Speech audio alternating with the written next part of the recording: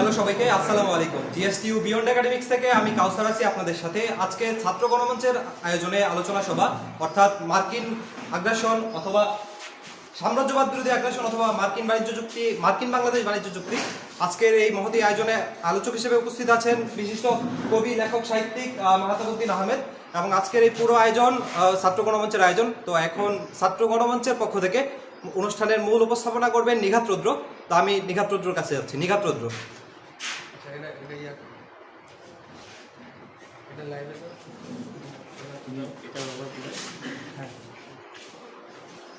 এটা অন করে কিশোর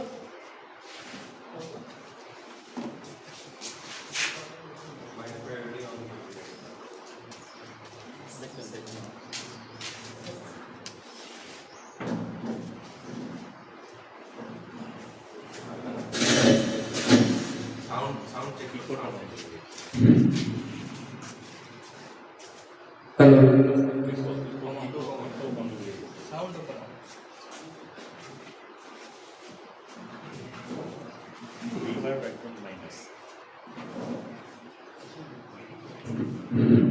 hello hello hello hello hello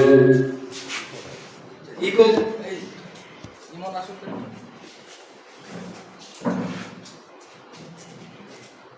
eco কম একদম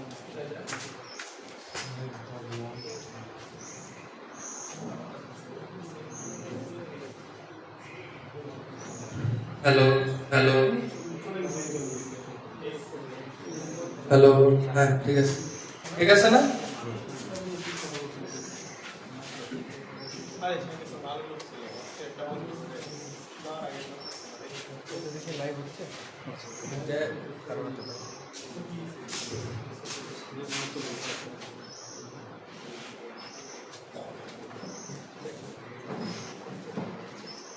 আচ্ছা, ছাত্র গণমঞ্চের পক্ষ থেকে আজকে যারা উপস্থিত হয়েছেন, আমাদের শুভাকাঙ্ক্ষী, শুভানুধ্যায়ী সবাইকে আমাদের পক্ষ থেকে ধন্যবাদ এবং অভিনন্দন এবং বিপ্লবী শুভেচ্ছা।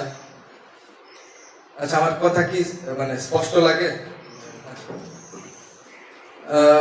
আজকে আমরা আয়োজন করতেছি সাম্রাজ্যবাদী আগ্রাসন, মার্কিন বাংলাদেশ বাণিজ্য চুক্তি। আপনারা নিশ্চয়ই অনেকে জানেন যে মানে ইন্টারিম গভর্নমেন্টের সময় শেষ হওয়ার কয়েক ঘন্টা আগে খুবই তাড়াহুড়া করে একটা বাণিজ্য চুক্তি মার্কিনের সাথে করা হয়। এবং এই বাণিজ্য চুক্তি আসলে আমরা মনে করতেছি আজকের দিনে মানে আমাদের রাষ্ট্রের উপর সাম্রাজ্যবাদের শেষ প্যারেড। এটা যে কি পরিমাণ ক্ষতিকর, এটা যে আমাদের অর্থনীতি, আমাদের রাষ্ট্র ব্যবস্থা এবং আমাদের এমনকি সংস্কৃতি পর্যন্ত আঘাত করবে, সেই বিষয়টা আমাদের আলোচক আলোচনা করবেন। আমি একটু দুঃখ প্রকাশ করছি যে আমরা আলোচনা শুরু করতে একটু দেরি করলাম, 3টায় শুরু করার কথা ছিল। আমি আর সময় নষ্ট না করি, আমাদের আলোচনায় সভাপতিত্ব করবেন আমাদের ছাত্র গণমঞ্চ গোপালগঞ্জ বিজ্ঞান ও প্রযুক্তি বিশ্ববিদ্যালয় শাখার আহ্বায়ক কমরেড শান্ত সারিয়া, এবং আমাদের প্রধান আলোচক হিসেবে ইতিমধ্যে আমাদের মধ্যে উপস্থিত আছেন মাহতাবউদ্দিন আহমেদ ভাই। তো আমি সরাসরি আমাদের সভাপতির কাছে চলে যাচ্ছি এবং মাহতাব ভাইকে অনুরোধ করছি সামনে এসে বসার জন্য। আমরা সভাপতির সংক্ষিপ্ত শুভেচ্ছা বক্তব্যের মধ্য দিয়ে আলোচনায় প্রবেশ করব। ধন্যবাদ।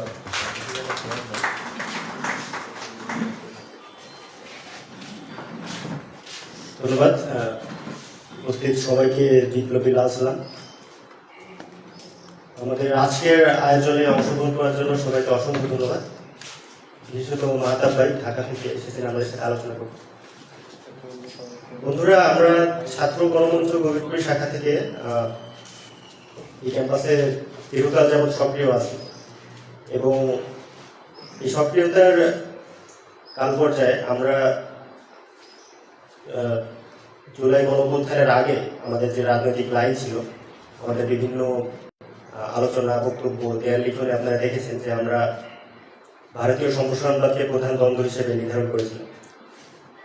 পরবর্তীতে একটা গণঅভ্যুত্থানের সাক্ষী আমরা হলাম 2024 সালে। আমরা এখানে যারা উপস্থিত আছি, আমার বিশ্বাস আমরা প্রত্যেকেই এই গণঅভ্যুত্থানে সক্রিয়ভাবে অংশগ্রহণ করেছি আমাদের নিজেদের জায়গাতে। গণঅভ্যুত্থানের পরবর্তী সময়ে আমাদের যে আকাঙ্ক্ষা ছিল যে একটা নতুন বাংলাদেশ আমরা পাব, জনগণের প্রকৃত গণতন্ত্র প্রতিষ্ঠিত হোক, সেই আকাঙ্ক্ষার জায়গা থেকে হয়তো আমরা প্রত্যেকে যতটুকু সম্ভব নিজেদের চেষ্টা দিয়েছি এবং আমরা আমাদের চোখের সামনে আমাদের সহপাঠী, আমাদের সমবয়সী, আমাদের নিকটাত্মীয়, আমাদের অনেকে আহত এবং এমনকি শহীদ হতে দেখেছি। তো সহস্রাধিক মানুষের রক্তের বিনিময়ে আওয়ামী ফ্যাসিবাদের যে পতন ঘটল, এই পতনের পরে আমাদের যে আকাঙ্ক্ষাটা ছিল সেটা পূর্ণ হয়নি। 2024 সালের যে 5ই আগস্ট ভারতীয় সম্প্রসারণবাদের প্রধান টুল বা হাতিয়ার যেটা আওয়ামী ফ্যাসিবাদের পতনের যে দিনটা, এই দিনটাকে আমরা অন্যান্য রাজনৈতিক সংগঠনের মতো একভাবে বলতে গেলে সেলিব্রিটি করি। কিন্তু 2024 সালের 8ই আগস্ট ডক্টর মোহাম্মদ ইউনূসের নেতৃত্বে যে ইন্টারিম গভর্নমেন্ট প্রতিষ্ঠিত হলো, 8ই আগস্ট দিনটাকে আমরা কালো দিবস হিসেবে পালন করি। আমাদের যে বক্তব্য সেটা হচ্ছে 5ই আগস্ট ভারতীয় সম্প্রসারণবাদের প্রধান হাতিয়ারটা অবদমিত হয়েছে। আমরা বলি না যে ভারতীয় সম্প্রসারণবাদ এখনো একদম বিলুপ্ত হয়ে গেছে, এটা একভাবে টিকে আছে এবং এটাকে টিকিয়ে রাখা হয়েছে, কিন্তু প্রধান দ্বন্দ্বের জায়গায় সেটা আর নেই। এই মুহূর্তে বাংলাদেশের অর্থনৈতিক কাঠামোর বিকাশের মুখে প্রধান দ্বন্দ্ব হিসেবে যে দ্বন্দ্বটা আমরা নিরূপণ করেছি সেটা হচ্ছে মার্কিন সাম্রাজ্যবাদ এবং পাকাপোক্তভাবে মার্কিন সাম্রাজ্যবাদ 2024 সালের 8ই আগস্ট এদেশে ইউনূস গভর্নমেন্টের সময় থেকে প্রতিষ্ঠিত হয় এবং তারপর থেকে নানা ধরনের মার্কিন সাম্রাজ্যবাদী এলিমেন্ট আমরা আমাদের দেশের মধ্যে ঢুকতে দেখছি। তো রোজও যেটা বললো যে শেষ পেরেকটা, মার্কিন সাম্রাজ্যবাদের শেষ পেরেকটা আসলে কি, সেটা হচ্ছে মার্কিনের সাথে বাংলাদেশের যে বাণিজ্য চুক্তিটা হলো এবং এই চুক্তি নিয়ে খুব ডিটেলসে জানা বোঝার দরকার আছে, বিশেষ করে আমরা যারা বিশ্ববিদ্যালয় পর্যায়ে শিক্ষার্থী, বুদ্ধিজীবী পর্যায়ে আমরা যারা নিজেদেরকে দাবি করি অন্তত পক্ষে, এবং একই সাথে আমরা যারা বিভিন্ন রাজনৈতিক সংগঠনে সক্রিয় কর্মী হিসেবে আছি, আমাদের জন্য এটা ইনডেপথ জানার দরকার আছে। ওই প্রয়োজনীয় জায়গা থেকে আসলে আমাদের আজকের আয়োজন করার, এবং আমি আমার কথা দীর্ঘায়িত করবো না, আমি সরাসরি মাতার কাছে চলে যাব, ভাই ডিটেলস আলোচনা করবো এবং আমি আশা করবো আপনারা আপনাদের জায়গা থেকে মতামত রাখবেন। আপনাদের প্রত্যেকের মতামত আমাদের কাছে গুরুত্বপূর্ণ। সবাইকে আবারও বিপ্লবী লালসা এবং অসংখ্য ধন্যবাদ আমাদের আজকের আয়োজন শুরু করার জন্য। ধন্যবাদ। আমি চেয়ারে না বসে একটু সামনে আসি। হ্যাঁ, আর যদি মনে হয় যে নর্মালি আমার কথা শোনা যায় তাহলে এই মাইক্রোফোন বাদ দিই। আপনাদের কি কোনো সমস্যা আছে? মানে আমার কথা শুনতে পান? মাইক্রোফোন থাকলে ভালো হয়। তাহলে একটু সামনে চলে আসেন, কারণ তাহলে একটু আস্তে কথা বলতে হবে আর কি। যে পিছনে যারা আছেন সামনে কয়েকজন চলে আসেন, সামনে গোল হয়ে আসবেন সকলে, ঘন হয়ে আসবেন সকলে, আসেন না চলে আসেন।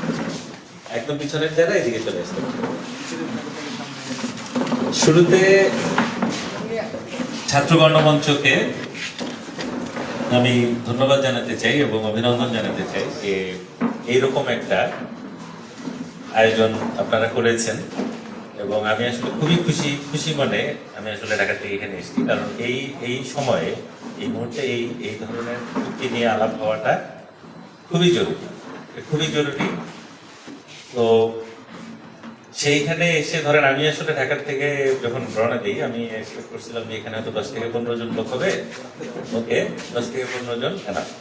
সেখানে আমি যেটা দেখতে পাচ্ছি আপনারা অনেক মানুষ এখানে, এটা খুবই একটা ইন্সপায়ারিং ব্যাপার যে আপনারা এতগুলো মানুষ এখানে আসছে। তো দেখেন, আলাপটা শুরু করার আগে আমি আসলে আপনাদের কাছ থেকে একটু শুনতে চাই। ধরেন এই যে মার্কিন বাণিজ্য চুক্তিটা হইলো, এটা নিয়ে আপনারা আসলে কি শুনছেন বা আপনারা আসলে এটাকে কিভাবে দেখেন? যে কোনো এটা সমস্যাটা কোথায়, কেন এটা নিয়ে এত সমালোচনা হচ্ছে, কেন এটা নিয়ে নানান দিক থেকে কথা হচ্ছে, সমস্যাটা কোথায়? আপনারা যে কোনো একজন বা দুইজন বা তিনজন যদি একটু বলেন, যে কোনো একজন,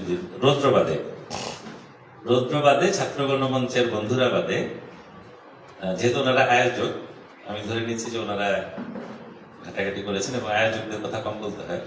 সো আয়োজকরা বাদে আপনারা অন্য যারা আছেন, যে কোনো একজন বা দুইজন আপনারা যদি একটু বলেন যে মার্কিন চুক্তিটা নিয়ে আপনারা কি শুনেছেন বা এটার বিপক্ষে, যে কোনো একজন, এনিওয়ান, যে কোনো একজন দাঁড়ায় যান। মার্জান, আপনি দাঁড়ান, বলেন মার্কিন চুক্তির যে কোনো একটা জিনিস বলেন, এটা একটু আমি শুনতে চাই যে আপনারা। হ্যাঁ জি, প্লিজ। যেটা আমরা জানি যে বিভিন্ন বৈষম্যমূলক চুক্তি করা হয়েছে বাণিজ্যের ক্ষেত্রে, হ্যাঁ, কৃষি ইকুইপমেন্টের ক্ষেত্রে বিষয়টা বেশি, কৃষি যন্ত্রাংশ মাছ কিনতে হবে, বেশি দামে কিনতে হবে, এরকম আর কি। তারপরে আরো অনেক কিছু আছে জানা হয় না, বাট কয়েকটা জানা হয়েছে। মানে বেশি দামে জিনিস কিনতে হচ্ছে। আচ্ছা, তারপরে কোটা সিস্টেম, যে ওদের থেকে মাছ কিনতে হবে। আচ্ছা, এক ধরনের বাধ্যবাধকতা তৈরি হয়েছে। ওকে, দুইটা পয়েন্ট। আর কেউ? উনি একটা বলেন, আপনি বসেই বলেন প্লিজ।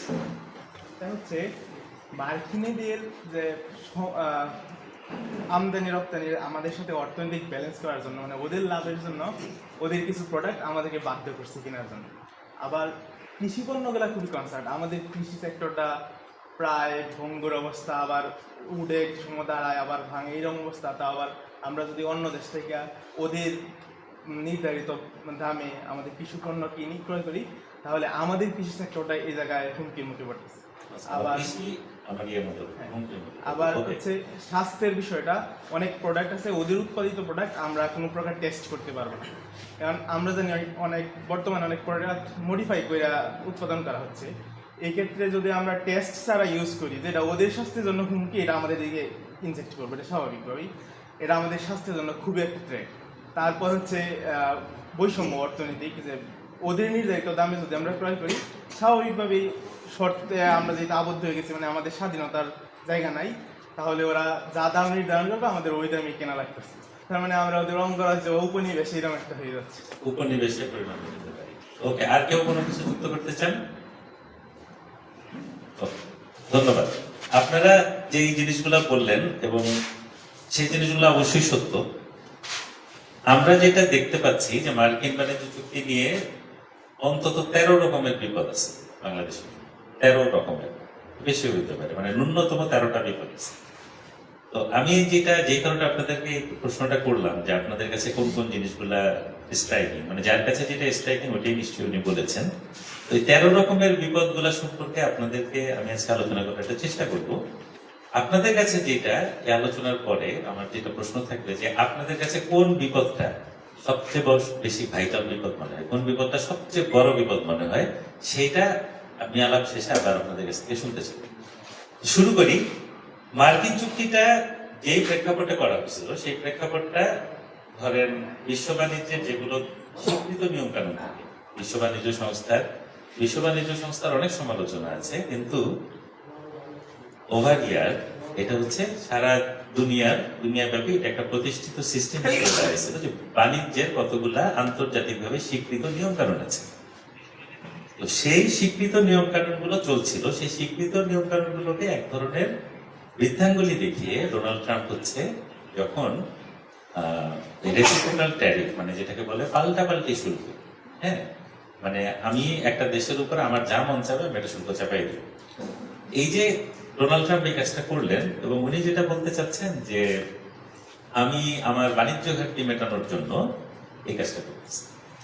এই পুরো জিনিসটাই আসলে হচ্ছে করা হয়েছিল বিশ্ব বাণিজ্যের এই যে স্বীকৃত যে নিয়ম, সেইটাকে এক ধরনের বৃদ্ধাঙ্গুলি দেখি। কারণ ওভার ইয়ার সারা দুনিয়াব্যাপী এই জিনিসটা প্রতিষ্ঠিত হয়েছিল যে আপনি চাইলেই একটা, মানে যখন একটা বাণিজ্য চলে, ইন্টারন্যাশনাল ট্রেড চলে, সেখানে আপনি চাইলেই যা খুশি তাই করতে পারবেন, আপনাকে একটা নিয়মের মধ্যে কাজটা করতে হবে, হ্যাঁ।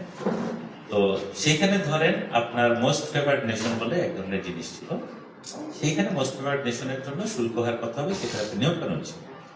এখন ট্রাম্প যেটা বলতেছে সেটা ধরেন যেটা বলতেছিল আর কি, সেটা হচ্ছে শুধু যে বিশ্ব বাণিজ্যের নিয়মকে সে অস্বীকার করছে তা না, সে হচ্ছে অর্থনীতির নিয়মকে সে এক ধরনের বৃদ্ধাঙ্গুলি দেখেছে। ধরেন অর্থনীতিতে বাণিজ্য যখন হয়, বাণিজ্য হওয়ার একটা অন্যতম কারণ হচ্ছে আপনার যেটাকে আমরা বলি কম্পারেটিভ অ্যাডভান্টেজ।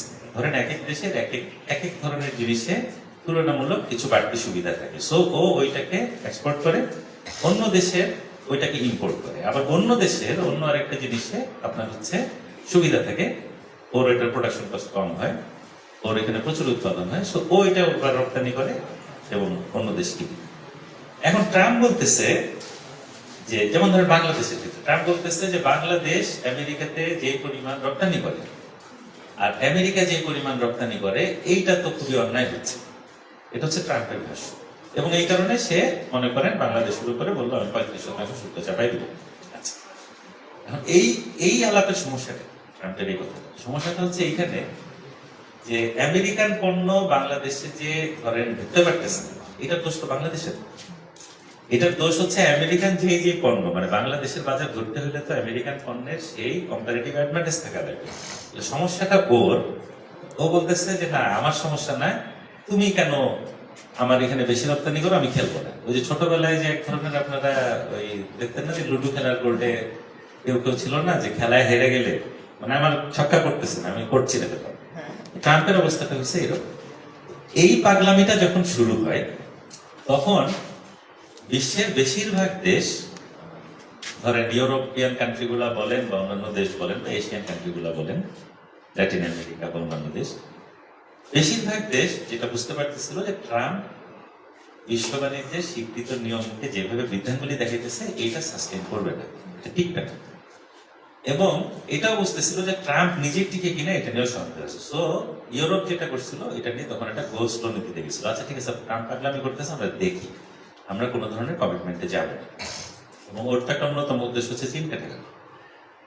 তো এশিয়ার বেশিরভাগ দেশও তাই করছে, কিন্তু অল্প কিছু দেশ তারা হচ্ছে খুব লাফায় লাফায় একবারে গিয়ে বলছে না স্যার আমাদের আমরা করতে গেছি, যা বলবেন তাই করবো।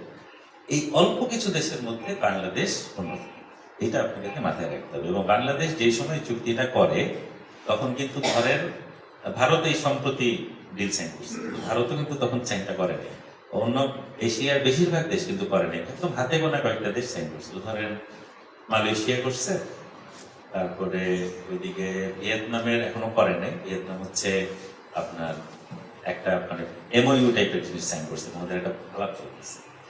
ওইদিকে ধরেন আর্জেন্টিনা করছে, ল্যাটিন আমেরিকা একটা দুটা দেশ, আফ্রিকার কয়েকটা খুবই মানে নেগলিজিবল টাইপের দেশ, মানে ইকোনমির বিচারে আর কি, হ্যাঁ, যাদের আসলে নিজস্ব কোনো পাওয়ার নেই এরকম। তো তারা হচ্ছে এটা সাইন করছে, কিন্তু বেশিরভাগ দেশ কিন্তু এটা করে নাই। কেন করে নাই? কারণ তারা বলছিল এটা টিকবে না। এবং এইটা যে টিকবে না তার সবচেয়ে বড় প্রমাণ হলো কয়দিন পরে আমেরিকান আদালতে বলে দিল। আমেরিকান আদালত কয়দিন পরে যেটা বললো, আপনার এই চুক্তিটা বাংলাদেশ করছে হচ্ছে 9 ফেব্রুয়ারি, নির্বাচনের 3 দিন আগে। 21শে ফেব্রুয়ারি একটা ঐতিহাসিক ঘটনা ঘটে আমেরিকাতে। আমেরিকান সুপ্রিম কোর্ট যেটা বলে যে ভাই ডোনাল্ড ট্রাম্প তুমি যে এরকম রেসিপ্রোকাল ট্যারিফ চাপাচ্ছ, পুরা ট্যারিফ রেজিমটাই অবৈধ, তুমি এটা পারবা না, টোটালটাই অবৈধ ঘোষণা করে দিয়ে রায় দিচ্ছে। এবং ট্রাম্প তখন বাধ্য হয়েছে যে তার ওই যত ধরনের রেসিপ্রোকাল ট্যারিফ সে চাপাচ্ছে, কাউকে 35%, কাউকে 50%, এই যে ভয়টা দেখাচ্ছে এটা টোটালটাই এখন অবৈধ, ট্রাম্প এখন করতে পারবে না। তখন ডোনাল্ড ট্রাম্প যেটা করলো, আমেরিকার অন্য আরেক আইন বলে, সে হচ্ছে একটা ফ্ল্যাট রেট চাপাইলো, যা সব দেশের জন্য 10%, সব দেশের জন্য 10%। সেইটার মেয়াদ ছিল 150 দিন, সেই মেয়াদটা গতকালকে শেষ হয়েছে। এখন সে অন্য আরেকটা আমেরিকান ল খুঁজে বের করছে, ওইটা দিয়ে যে ফোর্স লেবার কোথায় কোথায় আছে সেই ভিত্তিতে আমি 10% বাড়তি শুল্ক চাপাবো, বাংলাদেশের মধ্যে এখন 10%। প্রথম কোয়েশ্চেনটা হচ্ছে যারা এই, আমি একটু হাঁটাহাঁটিও বলি, হ্যাঁ, প্রথম কোয়েশ্চেনটা হচ্ছে যারা বলতেছে যে এই চুক্তি না করলে বাংলাদেশকে 35% শুল্ক চাপাইতে হবে, আপনারা কারা কারা বলতেছে এটা আপনাদের মনে রাখতে হবে। প্রথমত এটা বলতেছে আমাদের পররাষ্ট্রমন্ত্রী ফরিদুর রহমান, দ্বিতীয়ত এই কথা বলতেছিল আমাদের বাণিজ্য মন্ত্রী, তৃতীয়ত এই কথাটা বলছে মার্কিন রাষ্ট্রদূত। অ্যামচেমের যেই কয়েকদিন আগে সভা হয়েছিল সেখানে মার্কিন রাষ্ট্রদূত একটা বক্তব্য দিছিল, সেই বক্তব্যে 22টা মিথ্যা কথা ছিল, 22টা, ঠিক আছে, এটা আমরা গুনে গুনে দেখাইছিলাম যে মোটা মোটা মিথ্যা কথা। তার মধ্যে সবচেয়ে বড় মিথ্যা কথাটা হচ্ছে এইটা, এই চুক্তি যদি না করেন ডোনাল্ড ট্রাম্প কিন্তু আপনার উপরে 35% শুল্ক চাপাই দেবে। এখন চুক্তি করলে আপনার উপরে 19% চাপাবে। ফ্যাক্ট হচ্ছে এই মুহূর্তে ওই 35% শুল্ক পুরাটাই অবৈধ, ডোনাল্ড ট্রাম্পের বাপেরও ক্ষমতা নেই, এটা একদম পরিষ্কার, কারোর ক্ষমতা নেই, এটা পুরো মার্কিন দেশের আদালত এটা বিপক্ষে, এবং রায় হয়ে গেছে, ওইটা নিয়ে কোনো চ্যালেঞ্জ হচ্ছে না। সো 35% তো বাদ। তাহলে এখন আমি যদি প্রশ্ন করি, আমি এখন যদি চুক্তি থাকে, চুক্তির মধ্যে এখন কি আছে যে আমাকে 19% বাড়তি শুল্ক দিতে হবে, ঠিক আছে? তো চুক্তি থাকলে আপনাকে এখন শুল্ক দিতে হবে 19%। আপনি যদি চুক্তিটা বাতিল করে দেন, আমেরিকান আদালতের যে রায় সেটার ফলে এবং নতুন আমেরিকার যে আইন সেটার ফলে ট্রাম্পের পক্ষে মাত্র 10% বাড়তি শুল্ক আদায় করা সম্ভব। সুতরাং অন্য কি বিপদ আছে না আছে এগুলা অনেক পরে আলাদা হবে, ওয়ান কাইন্ড অফ ইরিলিভেন্ট হয়ে যাচ্ছে। তার কারণ হচ্ছে যেই কনটেক্সটে এই চুক্তিটা করা হয়েছিল, আমার দেশের উপরে বিশাল শুল্ক চাপাই দিবে, আমার গার্মেন্টস ক্ষতিগ্রস্ত হবে, হ্যান হবে, কোনোটাই তো হচ্ছে না। এইটা আপনাদেরকে খুব ভালো কইরা আমি মনে করি জানতে হবে এবং এইটা নিয়ে কথা বলতে হবে। চুক্তি থাকলে আমাকে এখন শুল্ক বেশি দিতে হবে, চুক্তি যদি আমি বাতিল করে দেই আমার শুল্ক কম দিতে হবে। এটা হচ্ছে বাস্তবতা, দিস ইজ ফ্যাক্ট। তাহলে এই যে চুক্তিটা করলো যে গার্মেন্টস শিল্পর ক্ষতি হবে, আমাদের শ্রমিকরা পথে বসে যাবে, আমাদের গার্মেন্টস মালিকরা পথে বসে যাবে, এই যে ভয়টা দেখায় এই চুক্তিটা করলো, সেই চুক্তি করতে গিয়ে যে আপনারা যে সমস্ত বিপদের কথা বললেন, যে কৃষি খাতের সমস্যা, অমুক খাতের সমস্যা, আমাদের বাধ্যবাধকতা তৈরি করা, তাহলে পুরা গ্রাউন্ডটাই তো এখন আর নাই। আপনাদের এই প্রশ্নটা মাথায় আসতেছে না? মানে এই প্রশ্নটা করতে হবে না? পুরা গ্রাউন্ডটাই এখন অবৈধ, পুরা গ্রাউন্ডটাই ইলেজিটিমেট। তাহলে আমি কেন বসে আছি? কেন আমি এই চুক্তিটা বাতিল করতেছি? আপনাদের অবশ্যই প্রশ্ন করা উচিত যে এই যে একটা সংসদ অধিবেশন চলতেছে, দ্বিতীয় অধিবেশন চলতেছে, প্রথম অধিবেশনেও আপনার হচ্ছে এই মার্কিন বাণিজ্য চুক্তি নিয়ে কোনো কথা নেই, দ্বিতীয় অধিবেশনও হয় নাই, একমাত্র সবেধন নীলমণি রুমিন ফারহানা উনি কথা বলতেছিল। উনি কথা বলতে গেছিল, স্পিকার তাকে থামাই দিছে যে এটা পয়েন্ট অফ অর্ডারে বলা যায় না বলে একটা হাইকোর্ট সুপ্রিম কোর্ট দেখায় ওনাকে থামাই দেওয়া হয়েছে। প্রশ্ন হচ্ছে আমাদের সরকারি দল বা বিরোধী দল তারা কেন এটা নিয়ে কথা বলতেছে না সংসদে? এইটার উত্তরটা জানতে হইলে আপনাদেরকে ফিরে যেতে হবে 2026 সালের জানুয়ারি মাসে, সম্ভবত 17ই জানুয়ারি মার্কিন বাণিজ্য প্রতিনিধি জেমিসন গ্রিয়ার উনি একটা ভার্চুয়াল বৈঠক করেন। একটা বৈঠক করেন জামাতের আমির সাহেবের সাথে, শফিকুর রহমান সাহেবের সাথে।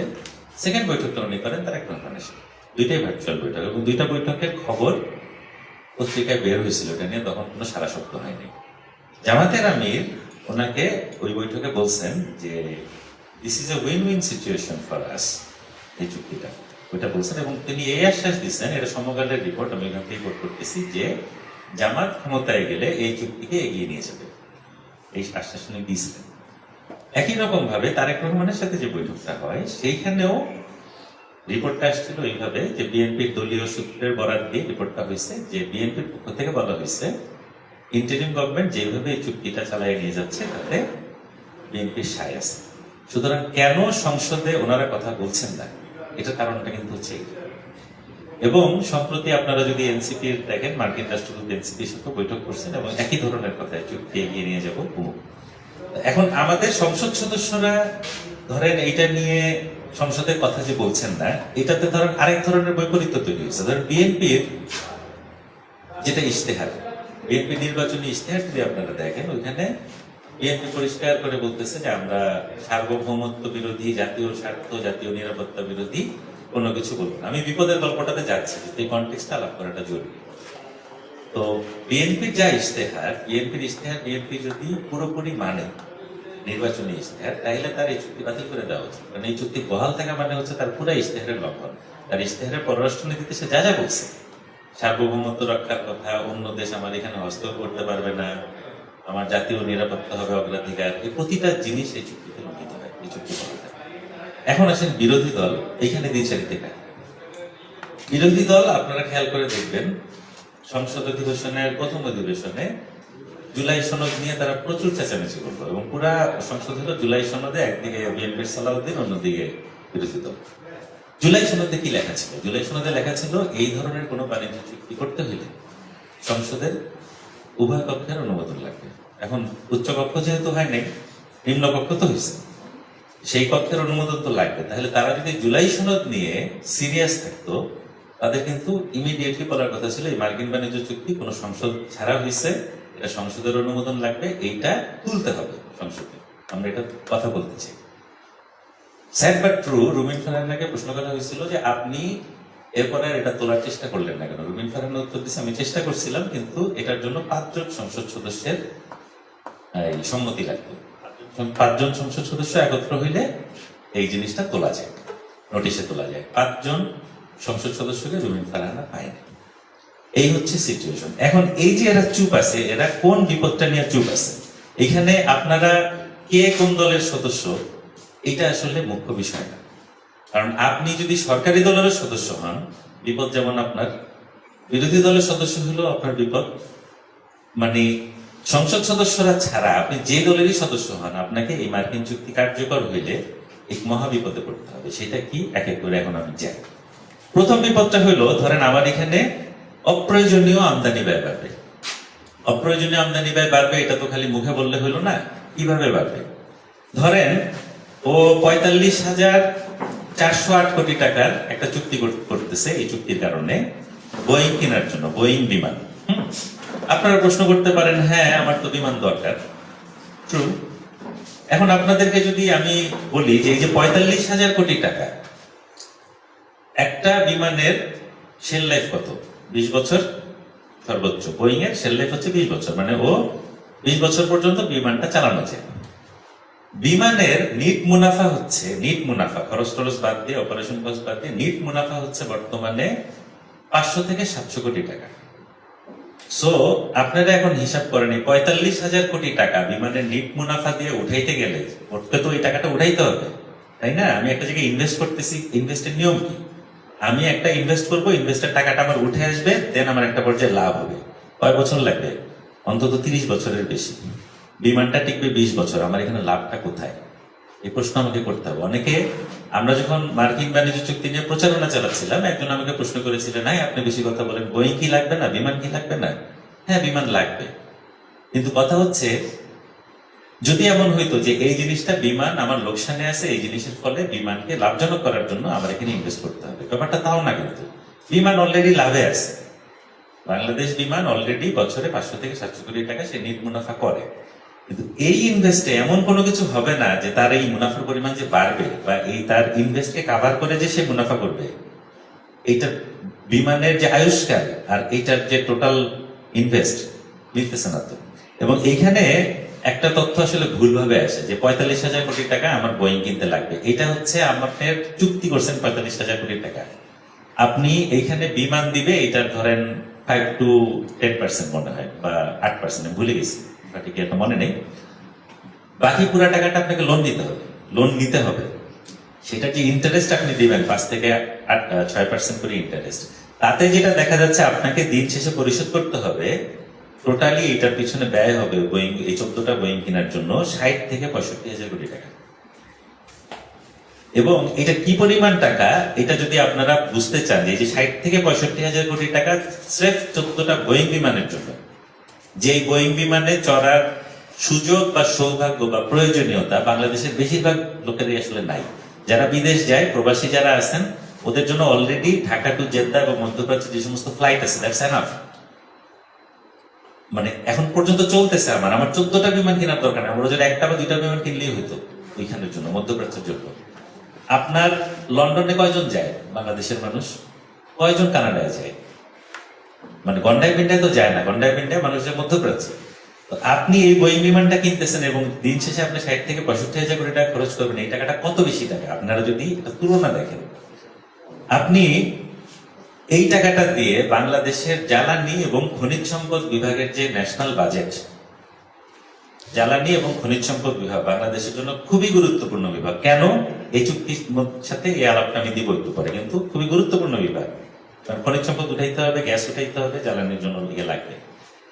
জ্বালানি এবং খনিজ সম্পদ বিভাগ 27 বছর চলতে পারবে এই টাকাটা দিয়ে। এই যে এই টাকাটা ওরা এখানে 14টা বোয়িং বিমানে খরচ করতেছে, এটা দিয়ে জ্বালানি খনিজ সম্পদ বিভাগ 27 বছর চলতে পারবে যদি বর্তমান বাজেট এসে থাকে। আপনি এই টাকা দিয়ে ধরেন আপনার বিদ্যুৎ বিভাগের ব্যয় আপনি 4 বছর টানতে পারবেন। আপনি যদি বলেন যে আমি 4 বছর মানুষকে বিনামূল্যে বিদ্যুৎ দিব, ফ্রি, এবং বিনামূল্যে বিদ্যুৎ দিলে অর্থনীতিতে একটা জিনিস বলে যেটা একটা মাল্টিপ্লায়ার ইফেক্ট আছে। মাল্টিপ্লায়ার ইফেক্টে ওটা আমার ইকোনমিকে অনেকভাবে শক্তিশালী করবে, অনেকভাবে। আমরা ইনফ্লেশনও কমাই দিতে পারবে, মানুষের যে রিলিফটা হবে এবং এটা যে ইকোনমি যে পজিটিভ ইম্প্যাক্ট করবে। বিদ্যুৎ বিভাগ 4 বছর আপনি বিনামূল্যে বিদ্যুৎ দিতে পারেন এই টাকাটা দিয়ে। এই টাকা দিয়ে আপনি কৃষি ভর্তুকিও 4 বছর দিতে পারেন কৃষকদেরকে। এখনকার যে কৃষি ভর্তুকি দেন অনেকদিন ধরে 17,000 কোটি টাকা করে দিয়ে আসতেছে, 4 বছর টানতে পারবেন। আপনি ধরেন মৎস্য এবং প্রাণী সম্পদ, এই যে খাত, এটা খুবই গুরুত্বপূর্ণ খাত আমাদের মানুষের পুষ্টির জন্য, এটা খুবই গুরুত্বপূর্ণ খাত, আমিষের চাহিদা মেটায়। এই মৎস্য এবং প্রাণী সম্পদ খাতে আপনি 24 বছর টানতে পারবেন এই টাকা দিয়ে। এই টাকা দিয়ে আপনি ধরেন প্রবাসীদের জন্য তো বিমান কেনার কথা বললো, তো প্রবাসী কল্যাণ মন্ত্রণালয়কে আপনি 73 বছর টানতে পারবেন এই টাকা দিয়ে। এই টাকা দিয়ে আমাদের একটা খুবই গুরুত্বপূর্ণ মন্ত্রণালয় বস্ত্র এবং পাট মন্ত্রণালয়, সেই বস্ত্র এবং পাট মন্ত্রণালয় যদি এক্সিস্টিং সর্বশেষ বাজেট মাথায় রাখি, এটাকে 126 বছর টানা যাবে। Can you believe this? এই কাণ্ডটা হচ্ছে জাস্ট ফর 14টা বোয়িং বিমান। এবং সেইখানেও আবার অন্য কথা আছে, ধরেন আমার বোয়িং এর থেকে সস্তা, টেকসই, জ্বালানি সাশ্রয়ী অপশন আছে। এখন এটা বললে হয়তো অনেকে বলবে যে হ্যাঁ আপনি কি হাসিনার আমলের গুণগান গাচ্ছেন? না, আমি হাসিনার আমলের গুণগান গাচ্ছি না। হাসিনা তার একটা নানান উদ্দেশ্যের কারণে এয়ারবাস কেনার চুক্তি করতে যাচ্ছিল। এয়ারবাস বোয়িং এর থেকে অনেক সস্তা কম্পারেটিভলি, কিন্তু সেটা কিন্তু হচ্ছে না। কিন্তু তার চেয়েও বড় প্রশ্ন হচ্ছে এই বোয়িং আমার আসলে এই 14টা বোয়িং আমার দরকার ছিল কিনা এমনি করে। আমার তো এই টাকাটাই উঠবে না, একে টাকা উঠবে না, অন্যদিকে এই টাকাতে আমি এগুলা করতে পারতাম। এখন আসেন দ্বিতীয় অপ্রয়োজনীয় আমদানি ব্যয় কোথায় আর একটা বাড়াচ্ছে, ও এলএনজি কিনবে। এলএনজিটা কি? Liquid natural gas. একটা হচ্ছে এলএনজি আর একটা হচ্ছে এলপিজি। দুইটার মধ্যে আপনারা গুলায়েন না। এলপিজি হচ্ছে যে সিলিন্ডারের গ্যাসে আপনারা রান্না বাড়া করি, দ্যাট ইজ এলপিজি। আর এলএনজি হচ্ছে যে মিথেন গ্যাস, প্রাকৃতিক গ্যাস, সেইটাকেই তরল করে নিয়ে আসে, মানে উচ্চ চাপে তরল করে নিয়ে আসে, এরপরে এনে ওইটাকে আবার গ্যাসে পরিণত করে আমাদের পাইপলাইনে সাপ্লাই দেয়। সো এলএনজি আনার জন্য তাকে এই 15 বছরে 15 বিলিয়ন মার্কিন ডলারে এলএনজি সে আনবে। তো এই টাকার অঙ্কে কত? 1,84,095 কোটি টাকা। এখন একটু আগে আমি ওই 45,000 কোটি টাকা দিয়ে কি করা যেত, কোন মন্ত্রণালয় কত বছর চলতো, সেই হিসাবটা দিলাম। এখন আপনারা এই হিসাব করেন 1,84,095 কোটি টাকা দিয়ে আমি কি করতে পারবো। এখন আপনারা প্রশ্ন করতে পারেন আমার এলএনজি লাগবে না? অবশ্যই লাগবে। এখানে ফেরকাটা কোথায়? এখানে ফেরকাটা হচ্ছে ওই যে আমি বললাম জ্বালানি ও খনিজ সম্পদ বিভাগের আমার ব্যয়টাকে 27 বছর টানা যেত। আমার বাংলাদেশে যেই পরিমাণ গ্যাস আছে, গ্যাসের খনি আছে, যেটা নিয়ে দীর্ঘ সময় থেকে ধরেন সুন্দরবন রক্ষার আন্দোলন বলেন, তার আগে জাতীয় কমিটির আন্দোলন বলেন, বাংলাদেশের স্বাধীন বিশেষজ্ঞরা বারবার বলে আসতেছিল যে বাংলাদেশের দেশীয় প্রতিষ্ঠান বাপেক্সকে কাজ করতে দেন, শক্তিশালী করেন, ও যাতে গ্যাসটা তুলতে পারে। কিন্তু বাংলাদেশ সেই পথে হাঁটে নেই। এবং এখনো অফশোরে যে পরিমাণ আমার গ্যাস, সেই গ্যাসটা যদি আমি তুলি আমার তো এই এলএনজি আনা লাগে না। এখন আপনি বলতে পারেন অসুবিধা কি, এলএনজি আর প্রাকৃতিক গ্যাস একটা হইলেই তো হইলো না, একটা হইলেই হইল না। আপনার প্রাকৃতিক গ্যাস প্রতি ইউনিটে দাম পড়ে যেখানে 4 টাকা, 4 থেকে 6 টাকা। এলএনজিতে প্রতি ইউনিটে আপনার খরচ পড়ে হচ্ছে 35 থেকে 40 টাকা এলএনজিতে।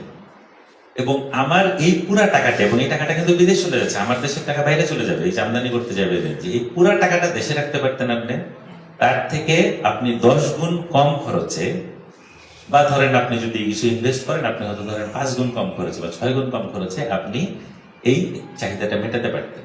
কিন্তু সেই পথে বাংলাদেশ কখনোই হাঁটতে চায়নি, এবং হাঁটতে না চাই একের পর আগে যে এলএনজি নিয়ে এই ধরনের চুক্তি তারা করতেছে। আমেরিকার সাথে এখানে বাড়তি যেটা যোগ হয়েছে, বাড়তি আমদানি ব্যয়, এটা তো একটা আমদানি ব্যয় বাড়তি, কারণ আমি যদি আমার গ্যাস নিজে তুলতাম আমার এই আমদানি ব্যয়টা লাগবে না। আচ্ছা, সেটা যদি বাদও দেয়, এই মুহূর্তে বাংলাদেশের ওই অবস্থা নাই, ইমিডিয়েট ক্রাইসিস ম্যানেজমেন্ট করতে হবে। তাহলে প্রশ্ন হচ্ছে এলএনজির জন্য আমাদের সহজ অপশন হচ্ছে মধ্যপ্রাচ্য, এবং ইভেন ধরেন এলএনজি এখন আপনার মালয়েশিয়াও দেয়, আপনার ইন্দোনেশিয়া থেকেও আনা যায়, নানান দেশ আছে, অপশন আছে সস্তায়। আমেরিকা থেকে আনতে গেলে যেটা দেখা যাচ্ছে আপনার পরিবহন খরচটা বাড়বে এই কারণে যে আমার 24 দিন লেগে যায় আমেরিকা থেকে আমি যদি আনতে যাই, মানে এত সময় লাগে আনতে, সো আমার পরিবহন খরচ অনেক বাড়বে। এর থেকে অনেক সস্তা অপশন আমার ছিল, সুযোগ ছিল, কিন্তু সেই সুযোগটা এই চুক্তির কারণে নষ্ট হয়ে যাচ্ছে। কারণ ও আপনি বাধ্য হয়ে গেলেন আমেরিকার কাছে বাধা করলেন যে 15 বছরে $15 বিলিয়ন, মানে 1,84,95 কোটি টাকা আপনাকে আনতে হবে। সো এই যে বাধ্য হয়ে গেলেন আপনি, আপনার তো আর মার্কেট কম্পিটিটিভনেস বলে কিছু থাকলো না এখানে। এটা হচ্ছে সেকেন্ড। এখন আসেন আর কি কি এরকম বাড়তি আমদানি ব্যয় আমাদের লাগবে। ধরেন বাংলাদেশের যা যা কৃষি পণ্য উৎপাদন হয়, হ্যাঁ, বাংলাদেশে কি আমাদের আমেরিকান গম, আমেরিকান ধান, আমেরিকান সয়াবিন আমার কি দরকার আছে? আমেরিকান কৃষি পণ্য আমার তো দরকার নেই। বাংলাদেশে যে কৃষি পণ্য হয় আমরা তো আমাদের পণ্য দিয়ে আমরা চলতে পারি। তাহলে আমেরিকার কাছ থেকে যে কৃষি পণ্য আপনি আনবেন, সেই কৃষি পণ্যে কত টাকার? 43,000 কোটি টাকার। এবং আপনি যে একটু আগে যে বাজেটগুলো শুনে নিলাম বিভিন্ন মন্ত্রণালয়ের, হিসাব করেন। আপনারা ধরেন অর্থ বিভাগের ওয়েবসাইটে যাবেন, এই বছরের বাজেটটা নামাবেন, দেখবেন যে এই টাকাটা কতগুলা মন্ত্রণালয়ের টোটাল বাজেটের সমান। কতগুলা মন্ত্রণালয় কত বছর চালানো যেত এই টাকা দিয়ে। তো আবার কি করবে? 7 লাখ মেট্রিক টন গম কেনা হবে। তো এইটার ক্ষেত্রে ওরা একটা হাস্যকর যুক্তি দিতেছে যে কেন মার্কিন গম আপনারা কিনবেন, চুক্তির পক্ষে যারা বলতেছে মার্কিন গম, মার্কিন রাষ্ট্রদূত এই হাস্যকর যুক্তি দিচ্ছে যে মার্কিন গম উচ্চ প্রোটিন সমৃদ্ধ। হ্যাঁ, অতএব এইটা আমার অনেক পুষ্টি চাহিদা মেটাবে জানতে। উচ্চ প্রোটিন বলতে আপনারা যারা বিজ্ঞানের স্কুল ছাত্র হয়তো আরো ভালো বলতে পারবেন আমার থেকে। উচ্চ প্রোটিন বেসিক্যালি গ্লুটেন, গমের মধ্যে যে গ্লুটেন নামে যে উপাদানটা থাকে সেটা। এখন এই উচ্চ প্রোটিন বেসিক্যালি কি কাজে লাগে? পিৎজা বানাইতে, পিৎজাটা যাতে তুলতুলে হয় সেই জন্য কাজে লাগে। বার্গারের রুটিটা যাতে তুলতুলে হয় সেই জন্য কাজে লাগে। মানুষের দৈনন্দিন জীবনের পুষ্টি চাহিদা মেটানোর জন্য নর্মাল লাল আটার রুটি যথেষ্ট। যেই গমটা বাংলাদেশ এতদিন আমদানি করতো আমেরিকার থেকে কম দামে, আমেরিকান গমের এই যে উচ্চ প্রোটিনের কথা বলে ওদের গমের দাম অন্যান্য দেশের গমের থেকে অনেক বেশি। তো এই উচ্চ প্রোটিন দাম আসলে সাধারণ মানুষের জীবনে এটা কোনো ইমপ্লিকেশন নেই, অযথা। সেই জিনিসটা আপনাকে 7 লাখ মেট্রিক টন গম আপনাকে আনতে হবে 5 বছরে। তুলা আমদানি করতে হবে। তুলার ক্ষেত্রে ধরেন আমরা বর্তমানে প্রায় 41% তুলা আসলে আফ্রিকা থেকে আনি। আমেরিকা যেটা বলতে চাইছে না, তুমি তুলাটা আমার কাছ থেকে নিবা। আফ্রিকা থেকে আনতে আমার যে পরিবহন কস্ট, আমেরিকা থেকে আনতে যে পরিবহন কস্ট, অনেক পার্থক্য। এইখানে এইভাবে আপনার হচ্ছে যে বিপুল পরিমাণ আপনার যে আমদানি ব্যয়টা সে বাড়াচ্ছে। এটা হচ্ছে একদম আমার ডাইরেক্ট ইমিডিয়েট ক্ষতি। এইটার ইম্প্যাক্ট আপনার হচ্ছে এই যে ঋণ করবে, এটার ইম্প্যাক্ট আমার ইকোনমির মধ্যে পড়বে, এটার ইম্প্যাক্ট প্রত্যেকটা জায়গায় পড়বে এবং জিনিসপত্রের দামও তো বাড়বে। আচ্ছা, সেকেন্ড, ও আমদানি যে শুধু কৃষি পণ্য অমুক তমুক এগুলো নয়, আরেকটা জিনিস আমদানি করবে চুক্তির মধ্যে আছে, সেটা হচ্ছে পরিষ্কার ভাবে বলা আছে অস্ত্র আমদানি বাড়াতে হবে আমেরিকার থেকে। হ্যাঁ, এখন বাংলাদেশ তাইলে এতদিন কি অস্ত্র আমদানি করে নাই? করছে। বাংলাদেশ সবচেয়ে বেশি অস্ত্র আমদানি করে চীনের থেকে। 74% অস্ত্র চীন থেকে আসে বাংলাদেশে। চীনের অস্ত্র অনেক সস্তা কম্পারেটিভলি আমেরিকান অন্যান্য অস্ত্র থেকে। এখন আমেরিকা বলতে চাচ্ছে শুধু যে আমার কাছ থেকে অস্ত্র আমদানি বাড়াবা তাই না, চুক্তিতে এটাও বলা আছে ইনডাইরেক্টলি যে কতিপয় দেশ থেকে অস্ত্র আমদানি কমাতে হবে। এই কতিপয় দেশ বেসিক্যালি হচ্ছে চীন। সো আপনি এই যে একটা মানে যে কেউ অন্য চুক্তির বাকি সবকিছু বাদ এই আমদানি ব্যয় আমার কি পরিমাণ বাড়বে, কেউ যদি শুধু এতটুকুও দেখে সেই চুক্তিকে লাথি মেরে বলবে এই চুক্তি আমার চাই না। স্বাভাবিক কাণ্ডজ্ঞান সম্পন্ন মানুষের এটাই বলার কথা, কিন্তু সেটা হচ্ছে না। দ্বিতীয়ত আসেন এবার আরো পার্ট বাই পার্ট আমরা যাই। এই চুক্তিটা কার্যকর হইলে আমরা যেটা বলতেছি যে ওষুধের দাম বাড়বে কয়েক গুণ। সেটা কিভাবে? চুক্তিতে একটা জিনিস বলা আছে যে যেটাকে বলে মেধাস্বত্ব আইন, ইন্টেলেকচুয়াল প্রপার্টি রাইট, সেইটাকে কঠোরভাবে প্রয়োগ করতে হবে। এখন ইন্টেলেকচুয়াল প্রপার্টি রাইট কঠোরভাবে প্রয়োগ করলে আমাদের সমস্যা কি? আমাদের তো মনে হতে পারে দিস ইজ গুড, একটা জিনিসের ইন্টেলেকচুয়াল প্রপার্টি, সেটা তো তাকে আমার কিছু ফি দিতেই হবে, ফেয়ার এনাফ। বাট আসলে জনস্বাস্থ্যের কথা চিন্তা করলে দিস ইজ নট ফেয়ার। কেন? আপনি একটা কোম্পানি, কোন একটা বৈজ্ঞানিক আবিষ্কার আপনি করছেন, এখন আপনি বলতেছেন যে তোমার এখানে অনেক এইডস এর রোগী বা ক্যান্সারের রোগী, কিন্তু তোমাকে তো আমার এই পেটেন্ট ফি দিতে হবে না, তো তোমাকে আমি সস্তায় ওষুধ উৎপাদন করতে দিব না। পেটেন্ট ফি না দিলে তুমি উৎপাদন করতে পারবে না।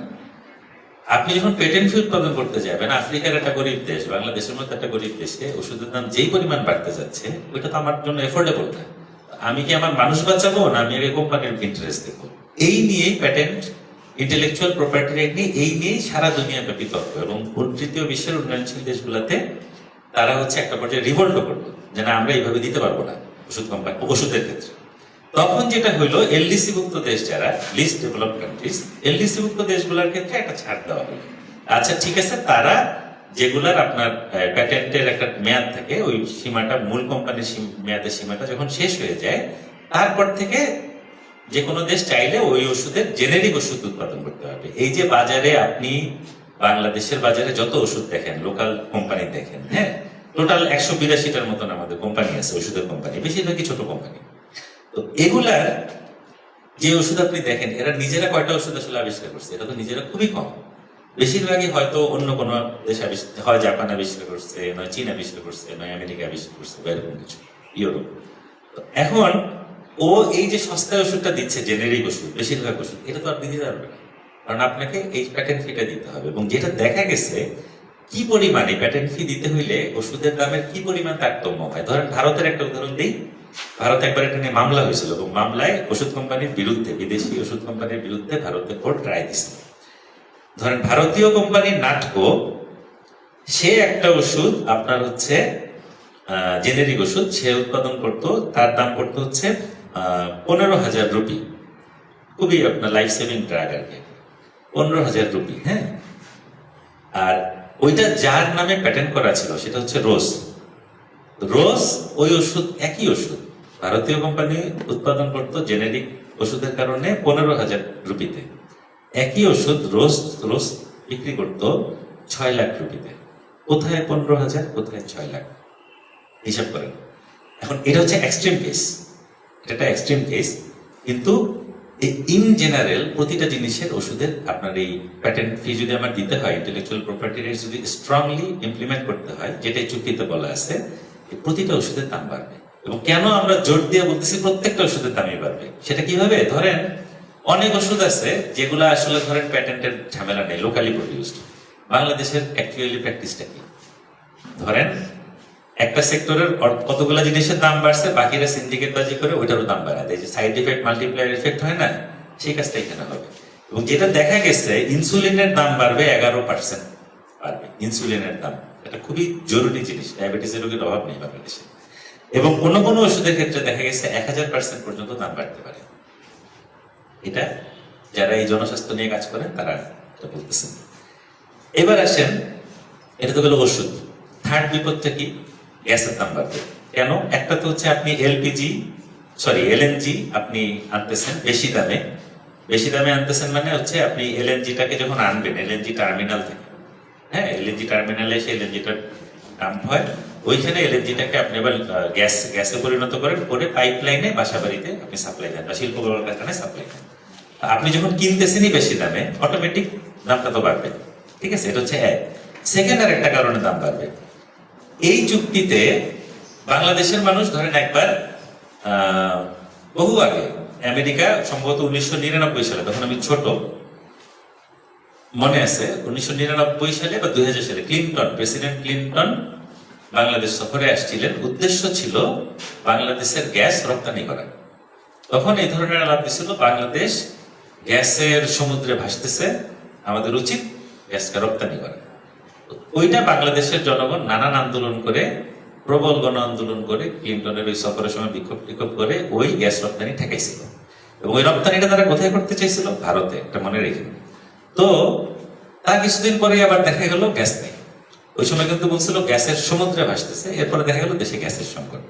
তো ওই যে ওরা রপ্তানিটা করতে চাইছিল সেই আজ থেকে 26 বছর আগে, সেই খায়স তো আসলে ওদের যায় না। এই চুক্তিতে যেটা বলা আছে, মার্কিন কোম্পানি বাংলাদেশের জ্বালানি এবং খনিজ সম্পদ খাতে বিনিয়োগ তো করতে পারবেই, সে এইখানের উত্তোলিত খনিজ সে চাইলে রপ্তানি করতে পারবে। তার মানে হচ্ছে পরিষ্কার ইন্ডিকেশন, বাংলাদেশে অলরেডি অফশোর যে গ্যাস ব্লকগুলো আছে এখানে মার্কিন কোম্পানির দৌরাত্ম অলরেডি, কিন্তু সে ওই গ্যাসটা বাংলাদেশকে দিতে বাধ্য থাকে। মানে বাংলাদেশের কাছে বিক্রি করে, অনেক বেশি দামে বিক্রি করে, কিন্তু গ্যাসটা বাংলাদেশ পায়, মানে সে দিতে বাধ্য, সে রপ্তানি করার তার নেই, অনুমতি নেই। এই চুক্তিতে 26 বছর আগে বাংলাদেশের জনগণ তাকে যে জায়গাটাতে লাথি মারছিল, প্রত্যাখ্যান করছিল, গণ প্রতিরোধ গড়ে তুলে, সাম্রাজ্যবাদের বিরুদ্ধে প্রতিরোধ গড়ে তুলে সে তার 26 বছরের পুরনো খায়েশটা এই চুক্তিতে ফিরে নিয়ে আসছে এই গ্যাস রপ্তানির বিধান থেকে। শুধু গ্যাস না, সে যেই খনিজই তুলুক, যে কোনো খনিজ বাংলাদেশ থেকে রপ্তানি করতে পারবে, এই বিধানটা, এই ক্ষমতাটা মার্কিন কোম্পানিকে দেওয়া হয়েছে এখানে। This is very alarming. এই দুইটা জিনিসের কম্বাইন্ড ইফেক্ট, এক দেখেন আপনি বেশি দামে এলএনজি কিনতেছেন, অন্যদিকে সে যদি গ্যাস রপ্তানির অনুমতি পায়, গ্যাস চলে যাবে বাইরে, আমার গ্যাসের ক্রাইসিস হবে লোকালি, হবে না? খুব স্বাভাবিক। অর্থনীতির নিয়ম কি বলে? আপনার চাহিদা বেশি, সাপ্লাই কম, কি হবে? দাম বাড়বে। সো অবভিয়াসলি আপনার তখন গ্যাসের দাম বাড়বে। এখন আসেন, গ্যাসের দাম বাড়লে এটার মাল্টিপ্লায়ার ইফেক্টে কি হবে? গ্যাসের দাম বাড়া মানে হচ্ছে আমার বিদ্যুতের দাম বাড়বে, ঠিক আছে? গ্যাসের দাম বাড়া মানে হচ্ছে আমার বিদ্যুতের দাম না, আমার সারের দামও বাড়বে। বিদ্যুতের দাম যদি বাড়ে, গ্যাসের দামও যদি বাড়ে, মাল্টিপ্লায়ার ইফেক্টে কি হবে? আমার জিনিসপত্রের দাম বাড়বে, কারণ আমার প্রোডাকশন কস্ট বেড়ে যাচ্ছে। সিম্পল হিসাব, সিম্পল অর্থনীতি, সিম্পল ক্যাটেগরি। আমার জিনিসপত্রের দাম তার মানে বাড়ছে। এখন এমনিতেই সিন্ডিকেট গুলা ধরেন মুখায় থাকে, বাজেটটাকে দেখেন না, যে মানে সিগারেটের উপরে ভ্যাট কতটুকুই আরোপ করুক, যতটুকুই পারে, যদি সিগারেটের দাম বাড়ায় 2 টাকা, কোম্পানি বাড়ায় করে 4 টাকা করে, তো এরকম এবারও করছে। তো এই সিন্ডিকেটের কারণে ধরেন যতটুকু না আপনার এই চুক্তির কারণে বাড়বে জিনিসপত্রের দাম, গ্যাসের দাম বৃদ্ধির কারণে, বিদ্যুতের দাম বৃদ্ধির কারণে সরাসরি বাড়তেছে, এই মাল্টিপ্লায়ার ইফেক্ট এবং এই সিন্ডিকেটের কারণে এই জিনিসটা আরো বহুগুণ হবে। সো আলটিমেটলি আমার কি কি বাড়তেছে? আমার ওষুধের দাম বাড়তেছে, আমার গ্যাসের দাম বাড়তেছে, আমার প্রতিটা জিনিসের দাম বাড়তেছে। অলরেডি কি আমার জিনিসপত্রের দাম কম? এখন যদি প্রশ্ন করি, অলরেডি কি ওষুধের দাম কম? ওষুধের দাম আমাদের কাছে মনে হয় অনেক, কিন্তু এই একই ওষুধ আপনি ধরেন এটা ইউরোপিয়ান কান্ট্রি থেকে কিনেন, এর 3 গুণ 5 গুণ দামে আপনাকে কিনতে হবে। কিন্তু সিম্পল প্যারাসিটামল বেশি দামে আপনাকে কিনতে হতে পারে। তো অলরেডি আমার দাম বেশি, এখন এর মধ্যে যদি আরো বাড়ে, আমার জনস্বাস্থ্য কই যাবে? এটা তো আমাদেরকে বুঝতে হবে। আমাদের জনস্বাস্থ্য, আমার নর্মাল যে মানুষের একটু ওষুধ কিনবে, মানুষ তখন কি করবে? যে ভাই ওষুধ কিনা লাগবে না, এটাই হবে। কারোরই সামর্থ্য নেই এত, আপনার আমার সাধারণ মানুষের, বেশিরভাগ মানুষের এই সামর্থ্যটা নাই, আমরা ওষুধের পিছনে এত টাকা দিতে পারবো, আমাদের নাই। সো সিম্পলি আমরা আসলে ওয়ান কাইন্ড অফ বিনা চিকিৎসায় আমাদেরকে তখন থাকতে হইতে পারে একটা বড় অংশের মানুষ। এখন যারা মধ্যবিত্ত তারা যদি মনে করে আচ্ছা আমরা কোনোভাবে কোপ আপ করবো, পারবেন না। ওই যে যেখানে 15,000 আর 6 লাখ টাকার ডিফারেন্স হয়, প্যাটেন্ট মানে মূল বিদেশি কোম্পানি আর জেনেরিক ওষুধের মধ্যে পার্থক্য, দামের পার্থক্য, সেইখানে কয়টা মধ্যবিত্তের এই ক্ষমতা আছে? কয়টা উচ্চবিত্তেরই বা ক্ষমতা আছে? ধরুন উচ্চ মধ্যবিত্তেরই বা ক্ষমতা আছে? নাই। তো এইটা নিয়ে, এইটা হচ্ছে সবচেয়ে বড়, একটা অন্যতম বড় বিপদ আর কি। এখন আসেন, একটা তো হলো চিকিৎসার ক্ষেত্রে সংকটটা তৈরি হলো, ওষুধের ক্ষেত্রে। জনস্বাস্থ্যের জন্য এই মার্কিন চুক্তিতে অন্য আরেকভাবে আরো কতগুলো হুমকি আছে। যেমন কি, চুক্তিতে বলা হয়েছে আমার এখানে আমেরিকার যে যে পণ্যগুলো ঢুকবে, সেইটা কৃষি পণ্য, পোল্ট্রি পণ্য, এই ধরনের জিনিস বা বিফ এই ধরনের, সেটার ক্ষেত্রে FSIS এর মানে মার্কিন যেটা মান নিয়ন্ত্রণকারী প্রতিষ্ঠান, ওর সার্টিফিকেটকে আমার প্রামাণ্য জি হুজুর নমস্কার বলে মেনে নিতে হবে। এখন আপনাদেরকে যদি প্রশ্ন করি, এই যে FSIS এ কি সবসময় ঠিকঠাক মতন কাজ করে? এর নিয়ে প্রচুর সমালোচনা আছে। এ কোম্পানির স্বার্থ দেখে, এই মার্কিন এই মান নিয়ন্ত্রক প্রতিষ্ঠান, সে কর্পোরেট কোম্পানির স্বার্থ দেখে জনস্বাস্থ্যের জন্য প্রবল হুমকি তৈরি করছে, এরকম বহু উদাহরণ আছে তার। সো এটা হচ্ছে একটা, যে আমাকে বাংলাদেশের মানুষ, এতদিন নিয়মটা হচ্ছে বাংলাদেশে এই ধরনের যে কোনো পণ্য আসলে বাইরের দেশে সার্টিফিকেট একটা থাকলেও বাংলাদেশে BSTA এটাকে পরীক্ষা করবে, পরীক্ষা করে বাংলাদেশের স্ট্যান্ডার্ড অনুযায়ী যদি এটা ওকে হয় তখন সে মার্কেটে ঢুকতে পারবে, আদারওয়াইজ পারবে না।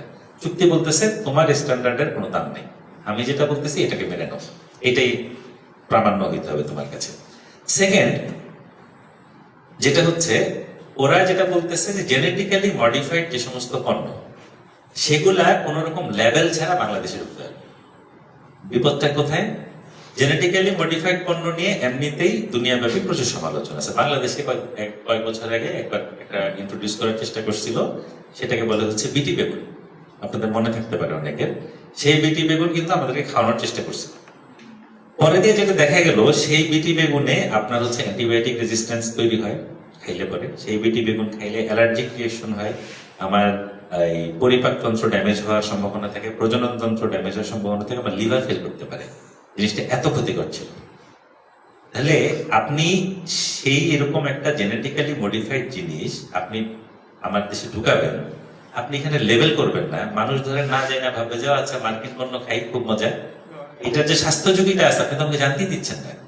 দিস ইজ অ্যানাদার থ্রেট আমাদের জনস্বাস্থ্যের জন্য। থার্ড হচ্ছে ও যে আমার এখানে পোলট্রি গরুর মাংসগুলো পাঠাইতে চায়, ওর পোলট্রি কি সেফ? নো। আমেরিকান সরকারের তথ্য মতে, আমেরিকান সরকারের প্রতিষ্ঠানের তথ্য মতে যে প্রতি বছর অন্তত 9,000টা আপনার হচ্ছে স্যালমোনেলা নামের এক ধরনের ভাইরাস ব্যাকটেরিয়া এটা পায়। মানে এটা হলে বেসিক্যালি একদম ডায়রিয়ার মতনই এক ধরনের জীবাণু, পেট খারাপ হয়, নানান রকমের এই ধরনের পরিপাকতন্ত্রের ঝামেলা হতে পারে। বছরে অন্তত 9,000টা কেস তারা পায় এই ওদের পোলট্রি আর গরুর মাংসের মধ্যে থেকে। সো ওর যে মাংস সেটা তো আমার এই জার্ম ফ্রি না, সেটা আমার জন্য যে টোটালি নিরাপদ সেটা তো আমাকে ইনশিওর করতে পারছে না। ওর দেশেও হিমশিম খাইতেছে এটা নিয়ে সারাক্ষণ ওদের দেশে নানান রকমের আলাপ হয়, সেই জিনিস সে আমার দেশে ঢুকাইতে যাচ্ছে। এমনিতেই ধরেন মার্কিন পোলট্রি, মার্কিন বিফ এগুলো নিয়ে দুনিয়াব্যাপী সমালোচনা আছে যে প্রচুর পরিমাণে অ্যান্টিবায়োটিক খাওয়ায়, সেটা ইদানিং আমাদের দেশেও খাওয়ায়, কিন্তু ওরা অনেক বেশি খাওয়ায়। এবং ওদের কারণে অ্যান্টিবায়োটিক রেজিস্ট্যান্স যে ব্যাকটেরিয়া, অ্যান্টিবায়োটিক রেজিস্ট্যান্ট ব্যাকটেরিয়া আর কি, এইটা ধরেন এত ছড়াচ্ছে, এটার একটা অন্যতম কারণ ধরা হয় মার্কিন পোলট্রি এবং মার্কিন বিফকে। কারণ ওরা হচ্ছে ওদের প্রোডাকশন বাড়ানোর জন্য যে কোনো ভাবে হচ্ছে যে এই বিফ উৎপাদন বাড়াও, পোলট্রির উৎপাদন বাড়াও, এই নীতিতে তো তারা থাকে। এই কারণে এই টোটাল জিনিসের কম্বাইন্ড ইফেক্টে এই যে জিএমও লেভেল ছাড়া আসবে, আপনার হচ্ছে বিনা বাক্য ব্যয়ে মার্কিন স্ট্যান্ডার্ডকে মানতে হবে, এবং ধরেন ওর পোলট্রি এবং বিফ রিলেটেড যে গ্যাঞ্জামগুলি, এইটার কারণে আমার কিন্তু জনস্বাস্থ্যের জন্য একটা অনেক বড় হুমকি হতে পারে, চান্সেস এই চুক্তির কারণে। এখন আসেন, এই চুক্তিটা হইলে আপনারা হয়তো অনেকেই শুনে থাকবেন যে বলা হচ্ছে পোলট্রি খাত আর হচ্ছে আমার যারা গরুর খামারি এরা একটা সর্বনাশের মধ্যে পড়তে পারে। কেন পড়তে পারে তার আগে আপনাদের যেটা আমি বলতে চাই, বাংলাদেশে ধরেন পোলট্রি খামারের সংখ্যা আসলে কত, মানে এটা কেন এত অ্যালার্মিং। বাংলাদেশে প্রায় 3 লাখ পোলট্রি খামার আছে, 3 লাখ। গরুর খামার, এটা হচ্ছে মৎস্য প্রাণী সম্পদ মন্ত্রণালয়ের বিভাগের হিসাব, গরুর খামার আছে 10 লাখ, অন্তত 5টা গরু, সিঙ্গেল গুলো এখানে নাই, 5টা গরু আছে, এরকম খামার হচ্ছে অন্তত 10 লাখ। 10 এ 3 13 লাখ।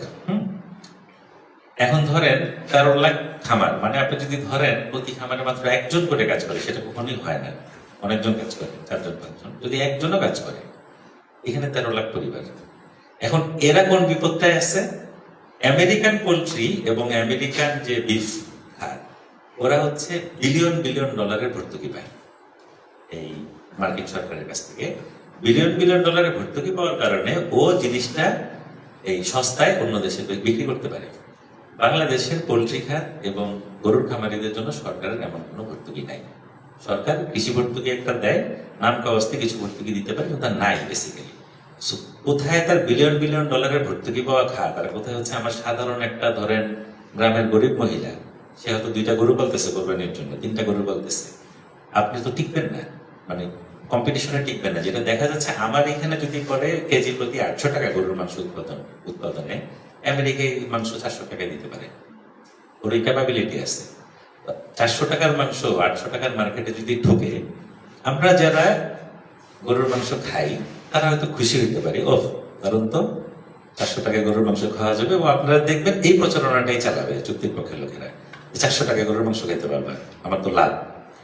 কিন্তু অর্থনীতির কিছু নিয়ম আছে তো, এই লাভ শেষ পর্যন্ত আমার আসলে লাভ হয় কিনা সেটা আমরা এখন একটু দেখি। যেটা দেখা গেছে শুধুমাত্র এই পোলট্রি ডেইরি, শুধু ডেইরি গবাদি পশু, এটা হচ্ছে জিডিপির 2% বাংলাদেশে, গবাদি পশুর যে উৎপাদনটা হয় জিডিপির 2%, এবং 2 থেকে 2.5 কোটি মানুষ এই খাতে যুক্ত। এখন আপনি হিসাব করেন তো 2 থেকে 2.5 কোটি মানুষের একটা বড় অংশ ধরা খায় সর্বশান্ত হবে। আমি আপনি কিছুদিন অল্প টাকায় খাবো গরুর মাংস, এরপরের গেমটা যেটা হয়, মার্কেট গেম যেটা বলে, সব সময় বড় বড় দেশগুলো এই কাণ্ডটাই করছে। প্রথমে ধরেন সে ফ্ল্যাট করে, মানে বন্যা বয়া দেয় সস্তা দামে। যখন আপনার পুরো লোকাল মার্কেটটাকে নষ্ট হয়ে গেল, লোকাল মার্কেটের আর ক্ষমতা নেই, মেরুদণ্ড শেষ, তখন সে আস্তে করে দামটা বাড়াবে, তখন আপনার কিছু করার থাকবে না। এটা যেমন একটা। এখন আপনার মনে হতে পারে যে আচ্ছা ঠিক আছে, না হয় গরুর মাংস না খেলাম, কি হবে, কি আর হবে, অনেক কিছু হবে। এই যে কোরবানি ঈদে চামড়াগুলা যায়, চামড়াগুলা কোথায় যায়? আমরা চামড়া শিল্পে, আপনি যদি আমেরিকা থেকে তো আর জ্যান্ত গরু পাঠাবে না, ও পাঠাবে ফ্রোজেন বিফ। আপনি আমার গরুর খামারিরা ধরা খাওয়ার মানে হচ্ছে আমার চামড়া ব্যবসা ধসে ফেলা। আমার যদি গরুর খামারিরা গরুর উৎপাদন বন্ধ করে দেয়, আমেরিকান মার্কেটের সাথে টিকতে না পারে, আমেরিকান ফ্রোজেন বিফের সাথে টিকতে না পারে, এটার মানে হচ্ছে গরু জবাই কম হবে, অনেক কম হবে, চামড়া শিল্প চামড়ার সংকটে পড়বে। তার মানে কি? আমার চামড়া শিল্প কিন্তু আমার অন্যতম গুরুত্বপূর্ণ শিল্প গার্মেন্টসের পরে, মাথায় রেখে। আমি এক গরুর মাংস আমার ধাক্কাটা দিতেছে কোথায়? এই যে জিনিসগুলো, এবং আপনার এই 2 থেকে 2.5 কোটি মানুষের মধ্যে একটা বড় অংশ যদি আপনার বেকারত্বের মধ্যে পড়ে, ধাক্কা খায়, ওদের যদি ক্রয় ক্ষমতা কমে, সেই ক্রয় ক্ষমতা কমলে তার মানে কি হবে? যে দেশের অন্যান্য সেক্টরের যা যা উৎপাদন তারাই তো কিনবে, তারাই কিনবে না? তো তার ক্রয় ক্ষমতা কমা মানে কি? যে অন্য সেক্টরেরও ইনকাম কমে যাওয়া। দিন শেষে যে কিনা উচ্চ মধ্যবিত্ত তাও সেও কি এফেক্টেড হবে, শুধু মধ্যবিত্ত না। এই কাণ্ডটা এখানে হচ্ছে, এবং যেটা বলা হচ্ছে, যেটা সবাই বলতেছে, মার্কিন বাণিজ্য চুক্তি কার্যকর হলে বেকারত্ব ভয়াবহভাবে বাড়তে পারে, ভয়াবহভাবে, এবং এই কারণে। এবং শুধু যে আপনার পোল্ট্রি, ডেইরি, চামড়া শিল্প এগুলা না, ধরেন ও এমন বলতেছে রাষ্ট্রায়ত্ত কর্পোরেশন গুলোকে ভর্তুকি দিতে পারবে না, চুক্তির মধ্যে এই কথা বলা আছে।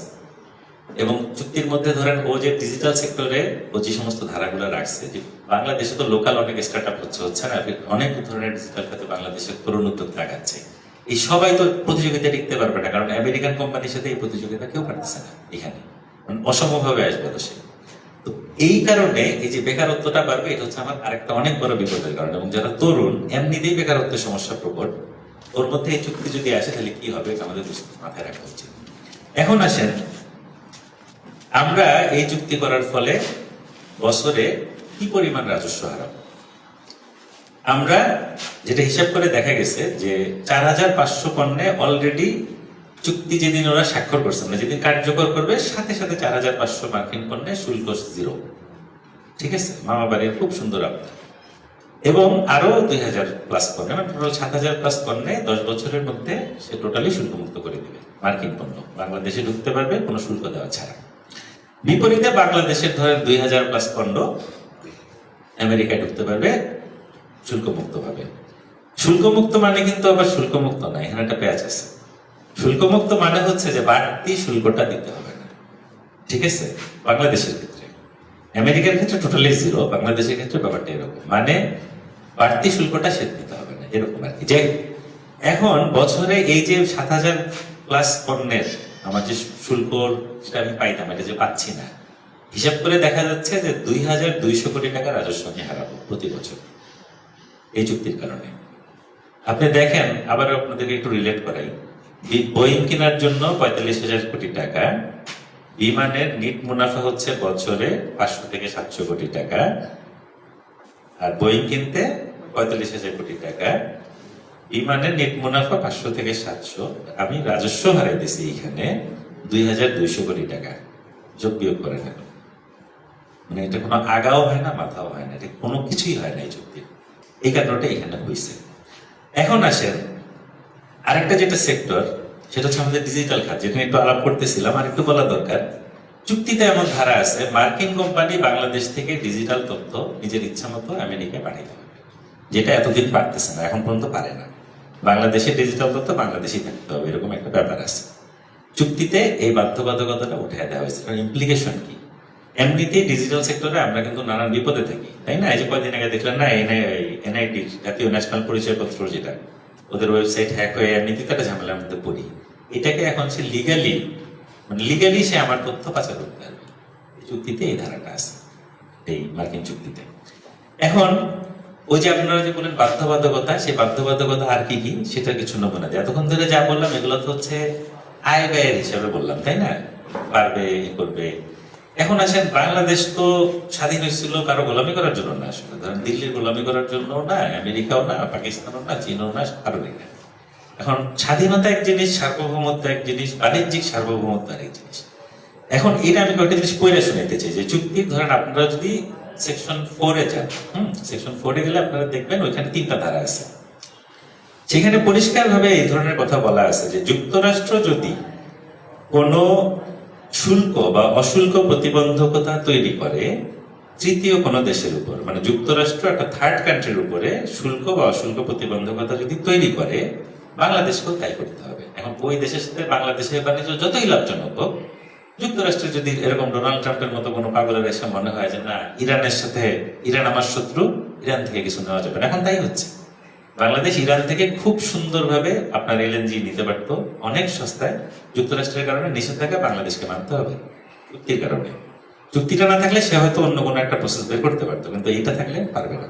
সেকেন্ড, এটা আরো ইন্টারেস্টিং, বাংলাদেশের ভেতরে পণ্য উৎপাদন করা, একটু মনোযোগ দিয়ে শুনবেন, বাংলাদেশের ভেতরে পণ্য উৎপাদন করা তৃতীয় কোনো দেশের পণ্যের জন্য যদি বাংলাদেশে বা তৃতীয় কোনো দেশে যুক্তরাষ্ট্রের রপ্তানি ক্ষতিগ্রস্ত হয়, তাহলে বাংলাদেশ তার বিরুদ্ধে ব্যবস্থা নেবে। মানে দেশের ভিতরে অন্য দেশের যে কোনো একজন উৎপাদন করতেছে বাংলাদেশে, বাংলাদেশ হয়তো এফডিআই আছে, সেই এফডিআই এর কারণে তার যে বিজনেস, যেটাতে বাংলাদেশেরও লাভ আছে, সেটার জন্য বাংলাদেশে অথবা আমেরিকা যদি মনে করে না বাংলাদেশে আমার রপ্তানি ক্ষতি হচ্ছে না, কিন্তু ওই কেপ ভার্দেতে আমার রপ্তানি ক্ষতিগ্রস্ত হয়েছে, এর জন্য অতএব তোমাকে থামাইতে হবে, আপনাকে থামাই দিতে হবে।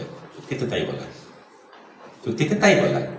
থার্ড হচ্ছে স্যাংশনের কথাটা তো বলছি অলরেডি, যে আমেরিকা যদি কোথাও নিষেধাজ্ঞা দেয় বাংলাদেশকে নিষেধাজ্ঞা দিতে হবে।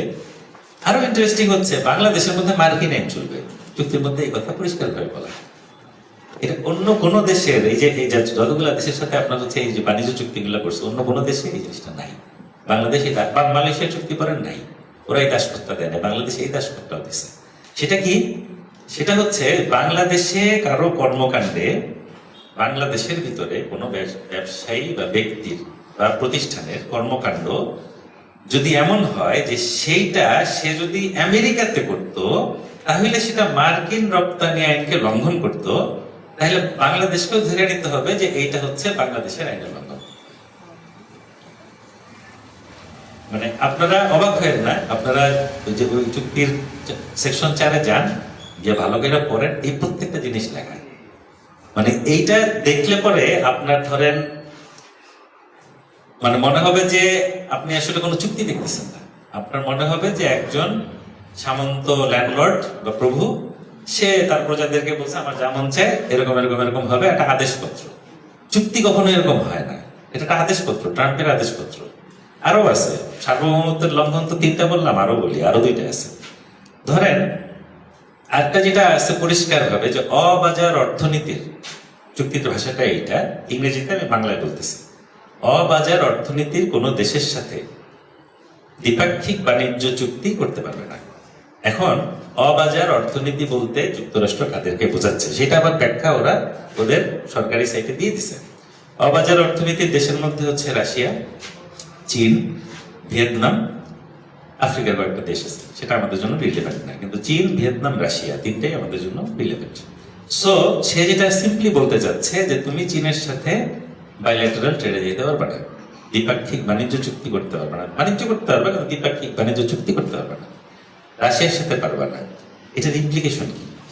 এটার ইমপ্লিকেশন হইল, একটা দুনিয়ার মধ্যে ধরেন অনেকগুলো সুপার পাওয়ার, আপনি ধরেন এখানে একটা সুপার পাওয়ার, এখানে একটা সুপার পাওয়ার, এখানে একটা সুপার পাওয়ার, আপনি 3 সুপার পাওয়ারের মাঝখানে আছেন। আপনার কাজটা কি? আপনি যদি বুদ্ধিমান হন, আপনি কি করবেন? আপনি 3 সুপার পাওয়ারকে ব্যালেন্স করে চলবেন। আপনি কখনোই এই কাজ করবেন না যে আমি যে কোনো একজনের কোলে উঠে যাব, করবেন কি? করবেন না। ও কিন্তু আপনাকে সেই রাস্তা দিয়ে নিয়ে যাচ্ছে। সেটা হচ্ছে চুক্তির আরেকটা বিপদ, যে ভূ রাজনৈতিক ঝুঁকি তৈরি হওয়া। এবং শুধু যে বাণিজ্য করতে বাধা দিচ্ছে তা না, সে আপনাকে চীন থেকে অস্ত্র কিনতে বাধা দিচ্ছে এই চুক্তির ফলে।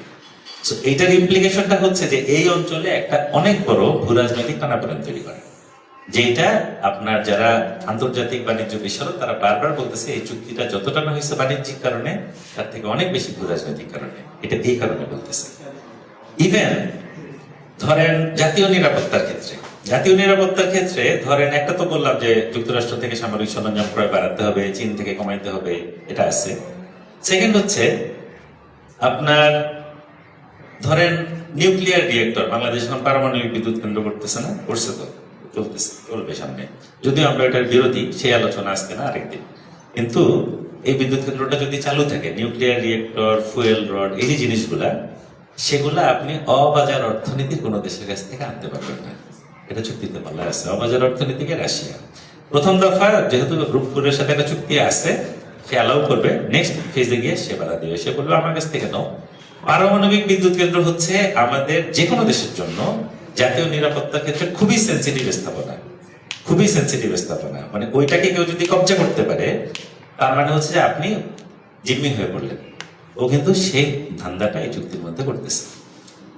এখন আসেন, এমনও আছে যে জাতীয় নিরাপত্তার ক্ষেত্রে এ চুক্তির ভাষা এরকম, জাতীয় নিরাপত্তার ক্ষেত্রে ধরেন সংবেদনশীল এমন কোন সেক্টরে বাংলাদেশ যদি কোনো বিনিয়োগ আনে, সেটাও আপনি আনতে পারবেন না যদি সেটা ইউএস এর মনে হয় যে না, এটা আমার স্বার্থের পরিপন্থী। ঠিক আছে? সো এই জিনিসগুলা সম্মিলিতভাবে আমাকে যেটা করে দিবে, আমাকে হচ্ছে যে ভীষণ নাজুক করে তুলবে এই অঞ্চলে।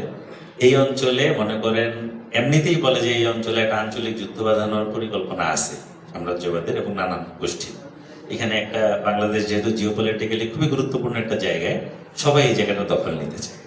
সো এইটা যেমন বাংলাদেশের একটা আশঙ্কার জায়গা, এটা বাংলাদেশের শক্তিরও জায়গা।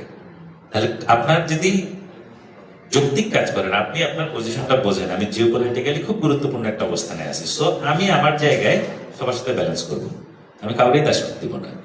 এটা হচ্ছিল যৌক্তিক লাইন। চুক্তিতে জাস্ট উল্টা কাজটা করা হচ্ছে। এখন ধরেন এখানে যে বক্তব্যটা দেওয়া হয় চুক্তির পক্ষে, দেখবেন যে প্রথম দিকে বলছিল এই চুক্তির মতো ভালো চুক্তি আর হয় না, প্রথম দিকে এটা চলতো। তারপরে আমরা যখন সবাই মিলে চুক্তির চুলচেরা বিশ্লেষণ করে করে একের পর এক পাবলিকলি বলা শুরু করলাম, লেখা শুরু করলাম সবাই মিলে, এরপরে টোনটা চেঞ্জ হলো। এখন কি বলে, না চুক্তিটা খারাপ, কিন্তু আসলে কি আর করা, ভারতকে ঠেকাইতে আমাদের তো এই চুক্তিটা লাগবে। এখন লেটস সি ভারতকে এই চুক্তিতে ঠেকানো যাবে কিনা। প্রথম কথা হচ্ছে, ভারত আমার এখানে, ভারতকে ঠেকানো মানে কি বাংলাদেশে? ভারতকে ঠেকানো মানে হচ্ছে ভারতের রাষ্ট্রীয় আগ্রাসনকে ঠেকানো, তাই তো? ভারতকে ঠেকানো মানে তো ওই যে দিল্লিতে এখন যারা আন্দোলন করতেছে ভারতের জনতা, সেই জনতাকে তো ঠেকানো না, রাইট? আচ্ছা, তাহলে ভারত আগ্রাসন কোথায় চালাচ্ছে? সীমান্ত হত্যা। সেকেন্ড কোথায়? অভিন্ন নদীর পানি না দেওয়া।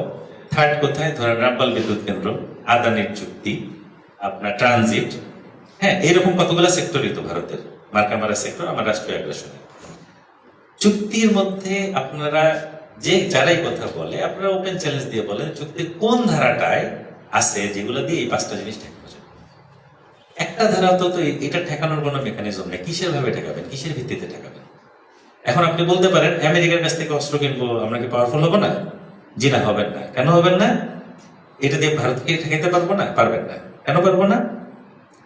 প্রথমত মনে রাখতে হবে আমেরিকা এই অঞ্চলে, ভারত এই অঞ্চলে আমেরিকার ডান হাত অল টাইম। সে এই অঞ্চলে ভারতকে নেতা মাইনেই সে তার সাম্রাজ্যবাদী আগ্রাসন গুলো চালায়। এটা হচ্ছে এক নাম্বার। দ্বিতীয়ত হচ্ছে ভারতের যেটা কর্পোরেট পুঁজি আর মার্কিন কর্পোরেট পুঁজি, এই দুইটার মধ্যে কিন্তু নানান ভাবে মিলেমিশে একটা একাকার অবস্থা আছে।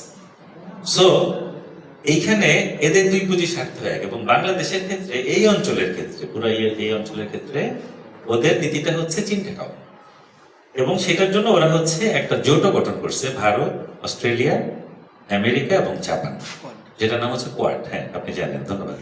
কোয়াড, সে কোয়াডের মধ্যে ওরা হচ্ছে নিয়মিত উচ্চ লেভেলের, একদম টপ লেভেলের সামরিক মহড়া ওরা বছরে একবার করে করে, ভারত আমেরিকা মিলে। এখন আপনি আমার বলেন তো, আমেরিকার থেকে আপনি কয়টা অস্ত্র কিনবেন, কি কিনবেন? ভারতের একদিকে সে ভারত আমেরিকা বসে যৌথ সামরিক মহড়া চালাইতেছে এখানে, আপনি ওইখানে ভারত যদি আমার এখানে আগ্রাসন চালায়, সামরিক আগ্রাসন, আপনি কি চুক্তিতে ঠেকাইতে পারবেন? পারবেন না তো। ওর তো অন্যখানে টাই আছে। ইভেন যে জিনিসটা বলা হচ্ছে, ধরেন আমাদের কিছু মানুষ আছে যে একদম অন্ধ আর কি, নানান ভাবে চুক্তির অন্ধ সমর্থন দিচ্ছেন, নাম বলতেছি না, একজন রাজনীতিবিদ আছেন আর কি, হ্যাঁ, উনি সরকারি বিরোধী কোনো দলেই নাই এখন, কিন্তু প্রচুর চুক্তির পক্ষের লোক আর কি। তিনি এই ধরনের যুক্তি দিচ্ছেন দেখলাম টকশোতে, যে ভারতের আমেরিকার এই চুক্তির ফলে, আমেরিকার থেকে যেহেতু তুলা আমাদেরকে আনতে হবে, এইটার ফলে আপনার ভারতের তুলা আমদানি ক্ষতিগ্রস্ত হবে। এই কারণে ভারত বাংলাদেশে মার্কিন চুক্তি বিরোধী আন্দোলনটাকে উস্কে দিচ্ছে। ফ্যাক্ট হচ্ছে এইটাও আসলে যদি তলায় দেখেন, দেখবেন ঘটনাটা আসলে উল্টা করবে। তুলা আমেরিকার কাছ থেকে তুলা আমদানি করার ফলে ভারতের যারা তুলা উৎপাদক বা সুতা তৈরি করে যারা, তাদের কোনো লস হবে না, উল্টা তারা এটার থেকে লাভ করবে। কেমনে? বাংলাদেশে, এটার জন্য আপনাকে বুঝতে হবে বাংলাদেশে যে সুতা উৎপাদন হয় গার্মেন্টস এর ক্ষেত্রে, ধরেন একটা তো হচ্ছে আপনার গার্মেন্টস সেক্টর, আরেকটা হচ্ছে যে ধরেন আপনার ওভেন সেক্টর, নিট ওভেন, তাই না? নিট সেক্টরের সুতা বাংলাদেশ মোটামুটি নিজে নিজে উৎপাদন করতে পারে, কিন্তু সেটা তো যথেষ্ট না। ওভেনের ক্ষেত্রে দেখা গেছে 60% সুতা আমদানি করতে হবে এবং এটা বেশিরভাগটাই ভারত থেকে আসে। এবং যেই পরিমাণ সুতাকল বাংলাদেশে আছে, তাদের এত ক্ষমতা নাই যে পুরো বাংলাদেশের চাহিদাটা তারা দিতে পারবে। সো কি হবে এইটার ফলে? যে আমেরিকার থেকে তুলা আনলে জিরো ট্যারিফ না, ভারতীয় যেই সুতা উৎপাদক ফ্যাক্টরি গুলো আছে, ওরা তখন বাল্কে আমেরিকার কাছ থেকে তুলাটা আনবে, এনে ওর মাধ্যমে এটা বাংলাদেশে বিক্রি হবে। কারণ আমেরিকা, বাংলাদেশের যে গার্মেন্টস মালিক, সে বলবে হ্যাঁ আমি তো তোমার তুলা আমেরিকান তুলা নিচ্ছি, তোমার তুলা দিয়ে আমি সুতা উৎপাদন করছি, অতএব আমাকে এখন ফ্রি দাও। আমেরিকা বলতেছে আমার তুলা নাও, বাংলাদেশ এটা নিচ্ছে, মাঝখান দিয়ে ব্যবসাটা করতেছে কিন্তু ভারতীয় সুতা। সুতরাং এই যে এইখানে একটা জটিল ব্যাপার আছে, মানে সাদা চোখে দেখলে মনে হয় যে হ্যাঁ তাই তো, নিশ্চয়ই ভারতের স্বার্থের ক্ষতি হবে। ভারতের স্বার্থের কোনো ক্ষতি হচ্ছে না ভাই। এবং সম্প্রতি ভারত ও আমেরিকার সাথে এই একই চুক্তি স্বাক্ষর করছে, এটা নিয়ে ওদের দেশে আন্দোলন হচ্ছে। এখন ও যেটা হবে, একদিকে যেমন ধরেন এই বাল্কে তুলা নিয়ে এসে বাংলাদেশে বেচবে, আবার ভারতের বহুত ফ্যাক্টরি, বহুত কোম্পানি বাংলাদেশের থেকে উৎপাদন করে, সে বাংলাদেশে বসে সে ওই দিকের থেকেও লাভ করবে। আবার বাংলাদেশ থেকে যদি বলে যে মার্কিন তুলা নিয়ে আমরা হচ্ছে রপ্তানি করতেছি, অর্থাৎ জিরো ট্যারিফ দাও, সে আবার জিরো ট্যারিফের সুবিধাটা নেবে, যে সুবিধাটা বাংলাদেশে, সেই সুবিধাটা নেবে, গাছেরটাও খাবে, তোলারটাও করাবে। এইখানে এই কারণে আপনাদের ভারতীয় কর্পোরেট পুঁজি এবং এই যে পুঁজির ব্যাপারটা আপনাদেরকে বুঝতে হবে আসলে, যে এই জিনিসটা আন্তর্জাতিক বাণিজ্য আসলে কিভাবে কাজ করে। রেটরিক দিয়ে দিল্লি না ঢাকা করলে আসলে হবে না, জিনিসটা যুক্তি দিয়ে বোঝার একটা ব্যাপার আছে। সেই জায়গাটাতে মনে করেন আমাদের থাকা দরকার। আমি শেষ করি, মনে হয় অনেক লম্বা হয়ে গেছে, কয় মিনিট হচ্ছে? আচ্ছা শেষ করি, শেষটা করতে চাই এটা দিয়ে। ধরেন আমাদের খলিলুর রহমান সাহেব, তিনি যে বলছেন যে অন্যান্য দেশের চুক্তি করে দেখেন, আমাদের থেকেও আরো খারাপ অবস্থা, আমাদেরটা অনেক ভালো। অন্যান্য দেশের মধ্যে দুইটা দেশের চুক্তি ইমিডিয়েটলি আমরা দেখছি গুরুত্বপূর্ণ, আর্জেন্টিনা এবং মালয়েশিয়া। কোনোখানেই দেখি নাই যে সার্বভৌমত্বের প্রশ্নে এই ধরনের কাজ করতেছে, যে অন্য দেশের সাথে বাণিজ্য, কোন দেশের সাথে বাণিজ্য করবে আর করবে না সেটা আমেরিকা ঠিক করে দিবে। এই দুই দেশের কোনো চুক্তির মধ্যে এই ধরনের কোনো ক্লজ নাই। এটা হচ্ছে এক নাম্বার। সেকেন্ড হচ্ছে আমাদের বাণিজ্য মন্ত্রী এবং প্রধানমন্ত্রীর উপদেষ্টা ডক্টর জাহেদ, আমার এলাকাতেই থাকে বাসাবোতে, ওনারা একটা ডেলিভারেটলি একটা অসত্য তথ্য ছড়াচ্ছেন। সেটা কিরকম? বাণিজ্য মন্ত্রী বলছেন আরে এই চুক্তি একবার যদি হয়ে গেলে চুক্তি চাইলে আর পাল্টানো যায় না, চুক্তি চাইলেই বাতিল করা যায় না বলে উনি একটা ভাইব তৈরি করছেন, যে আবার হয়ে গেছে, আমরা তো করি নাই, ইউনুস সরকার করছে, এখন চাইলে কিছু করা যাবে না। কথাটার মধ্যে ভুলটা কোথায়? কেন বলতেছে এটা অসত্য তথ্য? চুক্তি স্বাক্ষর হয়েছে, এটা মনে রাখবেন, চুক্তি কার্যকর হয় নাই। যে জিনিস কার্যকর হয় না এবং চুক্তিতে বলা আছে এটা সংসদে নিয়ে পাশ করায়ে তারপরে এটা নোটিশ দিয়ে তারপরে কার্যকর হবে, তার আগ পর্যন্ত চুক্তি কার্যকর না। যে জিনিস কার্যকরী হয় নাই সেই জিনিস বাতিল আপনি করতেই পারেন, কারণ বাতিলের ক্লজ চুক্তিতে আছে, আপনি 60 দিনের নোটিশ দিয়ে বাতিল করে দিতে পারেন। সুতরাং ওনার এই কথাটা ঠিক না, এটা মাথায় রাখবেন। সেকেন্ড, উনি যেটা বলতেছেন এবং অনেকেই বলার চেষ্টা করতেছেন যে চুক্তি সংশোধনের সুযোগ আছে, যেসব জায়গায় আমাদের সমস্যা মনে হবে সেগুলো সংশোধন করে নেব, অসুবিধা কি, চুক্তিতে সংশোধনের ধারা আছে। কথাটা পার্শিয়ালি ট্রু, চুক্তিতে সংশোধনের একটা ধারা আছে, কিন্তু সেই ধারাটা যদি আপনারা মনোযোগ দিয়ে পড়েন, সেই ধারার মধ্যে পরিষ্কার ভাবে লেখা কোন জিনিসটাকে সংশোধন করা যাবে। যে জিনিসটা চুক্তি থেকে প্রাপ্ত বেনিফিটকে আন্ডারমাইন করে না সেই জিনিসটাকে সংশোধন করা যাবে। যে জিনিসটা চুক্তি থেকে প্রাপ্ত বেনিফিটকে আন্ডারমাইন করে সেটা সংশোধন আপনি করতে পারবেন না। সংশোধনের প্রশ্নকে এটা বলা। এখন চুক্তি থেকে প্রাপ্ত বেনিফিট আমেরিকার জন্য কি কি? এতক্ষণ ধরে আমাদের যা যা লস বললাম প্রতিটাই আমেরিকার বেনিফিট।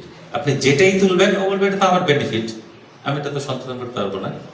সুতরাং এই যে সংশোধনের ক্লজ আছে বলতেছে, এটা পুরোটা একটা ধাপ্পা, আপনারা পড়ে দেখেন পুরোটাই একটা ধাপ্পা।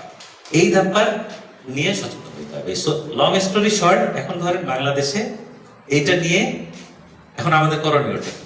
এই যে সাম্রাজ্যবাদ কি যেন লিখছে ওরা, মার্কিন সাম্রাজ্যবাদ, যাই হোক, এই সাম্রাজ্যবাদের বিরুদ্ধে আমাদের করণীয়টা কি? আমরা অনুষ্ঠান শুরুর আগে আলাপটা করতেছিলাম।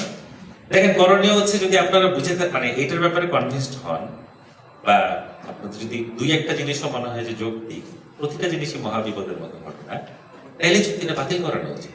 এখন কথা হচ্ছে, বাতিল করানোর ক্ষেত্রে আমাদের যেটা মনে হয় যে আমেরিকা এত বড় দেশ, আমরা কি পারবো? প্রথম কথা হচ্ছে আপনাকে বিলিভ করতে হবে যে এই চুক্তি বাতিল করানো সম্ভব। আপনি রাজনৈতিক কর্মী হন, কি ছাত্র সংগঠন করেন, কি ছাত্র সংগঠন না করেন, you have to believe it. এই চুক্তি বাতিল করাইতে হবে। কেন বাতিল করাইতে হবে? এই চুক্তিটা কার্যকর হলে আপনার আমার পেটে লাথি করবে সরাসরি। আপনার আমার সার্বভৌমত্ব বলে কিছু থাকবে না।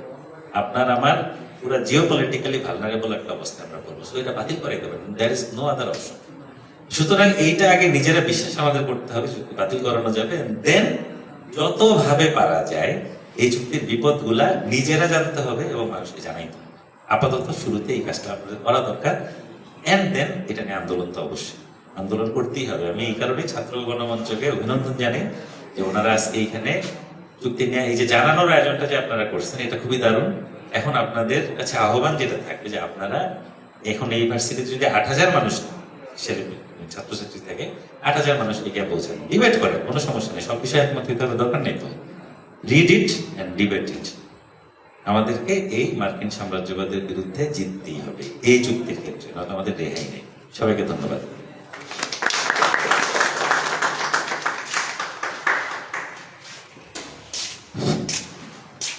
আচ্ছা, ভাইকে অসংখ্য ধন্যবাদ। আর বিষয়টা হচ্ছে, আমি একটু খোলাখুলি ভাবে বলি, মানে আমরা তো সিঙ্গারাও খাওয়াইতে পারি না, এবং এই গরমের মধ্যে ফ্যান নাই, আপনারা ঘাইমে ঘাইমে এই আলাপটা শুনতেছিলেন। তাহলে আপনাদের প্রতি ছাত্রগণ মঞ্চের পক্ষ থেকে আবারও অনেক কৃতজ্ঞতা। আশা করি আমরা মার্কিন সাম্রাজ্যবাদের মৃত্যু দেখে মরতে পারবো, এইটুকু আশা আমরা করতে পারি। আমি একটু আমাদের কষ্ট যেহেতু করছেন, আর আমাদের একটা সংক্ষিপ্ত বক্তব্য দিবেন। আমরা এখন আমাদের জায়গা থেকে কেমন কি ভাবি বা কি, সেটা সেই বলবে। তো আমি বক্তব্যের জন্য, সর্বশেষ বক্তব্যের জন্য আহ্বান জানাচ্ছি ছাত্র গণমঞ্চ গোপালগঞ্জ বিজ্ঞান ও প্রযুক্তি বিশ্ববিদ্যালয় শাখার সদস্য সচিব কমরেড নাফিজ আহমেদ শাওন।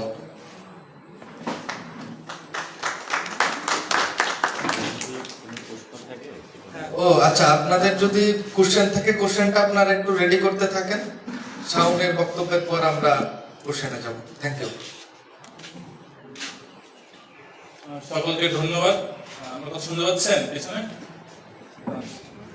তো আজকে আমাদের এই আলোচনাটা ছিল জাতীয় দাসত্বের নয়া শৃঙ্খল, মার্কিন সাম্রাজ্যবাদের সাথে করা বাণিজ্য চুক্তি সহ সকল জাতীয় স্বার্থ বিরোধী চুক্তি অবিলম্বে প্রকাশ ও বাতিল করতে হবে। এই যে মার্কিন সাম্রাজ্যবাদের সাথে করা যে চুক্তিটা, এটা কিন্তু নন ডিসক্লোজার চুক্তি, এটা কিন্তু প্রকাশ করা হয়নি। এমনকি চুক্তি হয়েছিল এটা যে এটা প্রকাশ থাকবে না, যদিও পরবর্তীতে বাংলাদেশের এক সরকারি কর্মকর্তা এটা প্রকাশ করছিল, তিনি এখনো জেলে আছেন। আর যেহেতু এটা আমেরিকা চুক্তিটা করছিল, তাদের পক্ষ থেকে তাদের কিছু কিছু জিনিস তারা সামনে আনছিল, যদি এটা পুরোপুরি প্রকাশ পায়নি। আমরা মূলত মাহতাব ভাই বা আরো যে স্বাধীন বিশেষজ্ঞ যারা আছেন, যারা এই নিয়ে কথাবার্তা বলছেন, আলোচনা করছেন, ডিবেট করছেন, তারা মূলত যে মার্কিন আমেরিকার যে প্রশাসনের পক্ষ থেকে যে জিনিসগুলো প্রকাশ করা হয়েছে, সেই তার পরিপ্রেক্ষিতেই আলোচনাগুলো করেছিলেন আর কি। এখানে আরেকটা জিনিস যেটা আসলে খুবই ভয়ানক, সেটা হচ্ছে যে সামরিক চুক্তিটা, সেটা আসলে এখনো আলোচনা হচ্ছে। এটা আসলে আমাদের কাছে স্পষ্ট না, এই জন্য আমরা বা মাহতাব ভাই কেউ আসলে আমরা এটা নিয়ে পুরোপুরি ডিটেলস আলাপ করি নাই। কিন্তু এটাই হচ্ছে সবচেয়ে বড় সমস্যা। এর আগে আমরা দেখেছি যে ভাসানীর আমলে যে সিয়াটো সিন্ধু চুক্তি হয়েছিল, পরবর্তীতে হাসিনার আমলে যেসব চুক্তি হয়েছিল, এগুলো যে সামরিক চুক্তিগুলো, এগুলো হচ্ছে আমাদের দেশকে একটা যে সাম্রাজ্যবাদী দ্বন্দ্বের মধ্যে ফেলতো। আমরা জানি যে আমেরিকার সাথে চায়নার যে এখন যে দ্বন্দ্ব চলতেছে, এমনকি এই যে আগে যেটা ছিল রাশিয়ার সাথে আমেরিকার, এখন যেটা আমেরিকার সাথে চায়না, এটা আস্তে আস্তে প্রক্সি ওয়ার চলতেছে কোথাও, এমনকি কোথাও কোথাও এমনকি আমরাও একটা যে আমাদের দেশে একটা প্রক্সি ওয়ারের ক্ষেত্র হয়ে যাবে আর কি। আগে যেটা ছিল মিডল ইস্ট, এখন পরবর্তীতে বিশেষত ধারণা করছে সেটা হবে ইন্ডিয়ান সাবকন্টিনেন্ট, সাউথ এশিয়া। তো আমরা চাই না যে আমাদের দেশের উপরে, যে আমাদের দেশটা আবার ইরাক হোক বা আমাদের দেশটা আবার আফগানিস্তান হোক, আমরা চাই না। এটা যদি আমরা রোধ করতে চাই তাহলে আমাদের অবশ্যই এখন থেকে সতর্ক হতে হবে, এখন থেকে মানুষজন সতর্ক করতে হবে যে এই যে আমেরিকার সাথে করা যে চুক্তিটা। আর যে এর আগে আমরা দেখেছি যে জুলাইয়ের আগে যে হাসিনা যেটা বাংলাদেশের সাথে গোলামি চুক্তি করছিল, ওই গোলামি চুক্তির ফলে অনেক কথা হয়েছিল, যে অনেকে বলেছিল যে ট্রানশিপমেন্ট এটা তো খারাপ জিনিস না, এটা তো ভালো জিনিস। কিন্তু কত হচ্ছে যে লাভ লসের ব্যাপারটা, যে চুক্তিতে লেখা আছে আমাদের এখানে যে আমেরিকার ক্ষেত্রে উইল, আমেরিকা করবে, আর বাংলাদেশের ক্ষেত্রে শেল, এই যে শব্দের যে মাল প্যাচ, এগুলো দিয়ে আসলে এইটা তো আসলে অন্যায্য চুক্তি, একে তো অন্যায্য, এরপরে তো এটা গোপন চুক্তি, কারণ প্রকাশ হয়নি। আমরা এখানে একটা দাবি দেওয়া জানাচ্ছি যে অবিলম্বে প্রকাশ করতে হবে, এটা এখনো পুরোপুরি প্রকাশ হয়নি। তো এইগুলা হাসিনা করছিল যে ভারতের সাথে, এমনকি জুলাই হলো প্রায় 1500 মানুষ, 1000 মানুষ তারা রক্ত দিছে, যে দেখা যাচ্ছে যে মাদ্রাসার ছেলে তারা এখন কোটার জন্য না, কিন্তু মাদ্রাসার ছেলে পেলে নামছে, প্রাইভেট ছেলে পেলে তারা কোন সরকারি চাকরিতে যাবে না, ওরা রাস্তায় নামছে, এক বাচ্চা থেকে শুরু করে মিয়াগুপ থেকে শুরু করে একদম বৃদ্ধ মানুষ পর্যন্ত তারা মারা গেছে। কিন্তু দেশটা দেখলাম যে কি শুধু হাত বদল হয়েছে, আগে দেশটা হাসিনা তুলে দিচ্ছিল ভারতের হাতে, আর এখন ইউনুস এসে সে আমেরিকার হাতে তুলে দিচ্ছে। এখন এই যে বেইমানিটা, যে বেইমানিটা নাহিদ আসিফ করছিল, যেটা আমরা বলে থাকি, যে আগে দেখছিলাম আমরা যে মাশরাফির বাবা, সাকিবের বাবা, তারা সাকিব খুব ভালো, এলাকায় শুধু বাটপাড়ি করে ওদের মাশরাফির বাবা, সাকিবের বাবা। এরপর আমরা দেখি যে নাহিদ আসিফের কোনো দোষ নেই, সব ডিল টিল করে শুধু ওদের বাবারাই করে। তো এখন এর তো কোনো পরিবর্তন হইলো না, জাস্ট একটা পোশাকের পরিবর্তন হইলো, মূল জিনিসটা তো সেমই রয়ে গেল। শোষণটা আগে করতো ইন্ডিয়া, এখন করতেছে আমেরিকা। যে আশা আমরা দেখছিলাম যে হয়তো আমরা নতুন একটা বাংলাদেশ পাবো, হ্যাঁ, যে সরকার পতন হইলো, 8 আগস্ট দেখলাম যে এনজিও সরকার গঠন হইলো, যে ইউনুসকে বলা হয় যে বাংলার কারসাই, যে দেশ বিরোধী সে চুক্তিগুলো করে গেছে। এমনকি নির্বাচন দেওয়ার 2 দিন আগে তারা এই সব অবৈধ অনেক চুক্তিগুলো করে গেছিল। এগুলো হচ্ছে একটা ধারা, এটা হচ্ছে বাংলাদেশের যে নয়া উপনিবেশিক রাষ্ট্র। আমরা ব্রিটিশ থেকে বা পাকিস্তান থেকে স্বাধীনতা পেয়েছি, কিন্তু আমরা এখন কলোনি থেকে মুক্ত হইনি, আমরা এখনো যে নয়া উপনিবেশিক রাষ্ট্র হিসেবে আছি। এমনকি আমরা যদি চাই যে ভারত থেকে ছাড়া পেয়ে আমেরিকার হাত থেকে ছাড়া পেয়ে আবার যে চায়নার হাতে করবো না, এমন কিছু না। নেপালের যে জেনজি আন্দোলন হয়েছিল, এটা মূলত হয়েছিল যে প্রথমত ওদের ক্ষমতায় আসছিল, তারা যে দেশটারে চায়না হাতে তুলে দিচ্ছিল, এখন পরবর্তীতে এখন সেটা আবার একটু ইন্ডিয়া হইলো। কথা হচ্ছে যে আমেরিকা, ইন্ডিয়া, চায়না, আমরা তো চাই না যে আমাদের দেশটা কারো গোলামি করবে, বাণিজ্য অবশ্যই করবে, চুক্তি অবশ্যই করবে, এমনকি সেটা হবে প্রকাশ্য, সেটা হবে ন্যায্য, এমনকি সেটা যে কি বলে উপনিবেশিক চরিত্র হবে না। এটার জন্য আমাদের সবাইকে সচেতন করতে হবে, গণপ্রতিরোধ তৈরি করতে হবে, এমনকি এই ইস্যুতে আমরা গণপ্রতিরোধ তৈরি করতে পারি। আর এই গণপ্রতিরোধের মাধ্যমে একটা দীর্ঘস্থায়ী, একটা স্থায়ী সমাধান লাগবে। কারণ আমরা যদি শুধুমাত্র এই চুক্তিটা বাতিল করি, পরবর্তী অন্য চায়নার সাথে চুক্তি করবে, সরকার তো বসে থাকবে না। আমাদের রাষ্ট্রের চরিত্রটা পরিবর্তন করতে হবে। এই জন্য আমাদের দরকার হচ্ছে যে এরকম জুলাইয়ের মতো অভ্যুত্থান আমাদের কাছে স্বতঃস্ফূর্ত এমনকি সচেতন একটা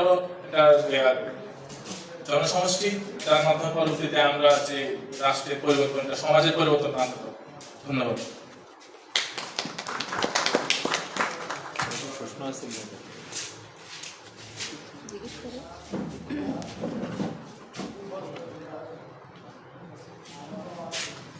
প্রশ্ন না থাকলে আমার প্রশ্ন আছে। আচ্ছা,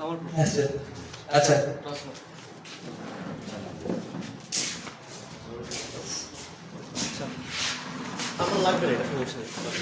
প্রথমেই হচ্ছে আমি বিশ্ববিদ্যালয়ে 5 বছর ধরে ক্লাস করতেছি, তবে আমি মনে হয় আজকে প্রথম কোনো আলোচনা অনেক মনোযোগ দিয়ে শুনছি, একদম পুরাটা ভালোভাবে শুনছি। তো ভাইয়ের বলার ধরনটা অনেক ভালো ছিল, ভাই অনেক গুছিয়ে কথা বলছে, খুবই যৌক্তিক আলোচনা ছিল। তো ভাইকে আমার প্রথম প্রশ্ন হচ্ছে যে এই যে চুক্তিটা করা হয়েছে মার্কিনদের সাথে চুক্তিটা করা হয়েছে, এই চুক্তির ক্ষেত্রে বাংলাদেশের যে বর্তমান সরকার এবং বাংলাদেশের যে বিরোধী দল তাদেরকে দেখা যাচ্ছে তারা আসলে মিউচুয়ালি এই ব্যাপারগুলোতে মৌন এবং প্রকাশ্যে তারা আসলে এই জিনিসটাকে সমর্থন দিচ্ছে। এই যে তারা মৌন বা তারা সমর্থন দিচ্ছে, এইটার আসলে অন্তর্নিহিত কি কারণ রয়েছে? তারা আসলে কেন মিউচুয়ালি সমর্থন দিচ্ছে? দ্বিতীয় প্রশ্ন হচ্ছে, আমরা জানি যে আমেরিকার মতো সুপার পাওয়ারগুলো আমাদের মতো দেশগুলোর অভ্যন্তরীণ রাজনীতি তারা নিয়ন্ত্রণ করে এবং তারা আসলে অনেক সময় দেখা যায় ডিপ স্টেটের মাধ্যমে আমাদের দেশের রাজনৈতিক দল কে আসবে বা কোন সরকার ক্ষমতা আসবে এটা নিয়ন্ত্রণ করে।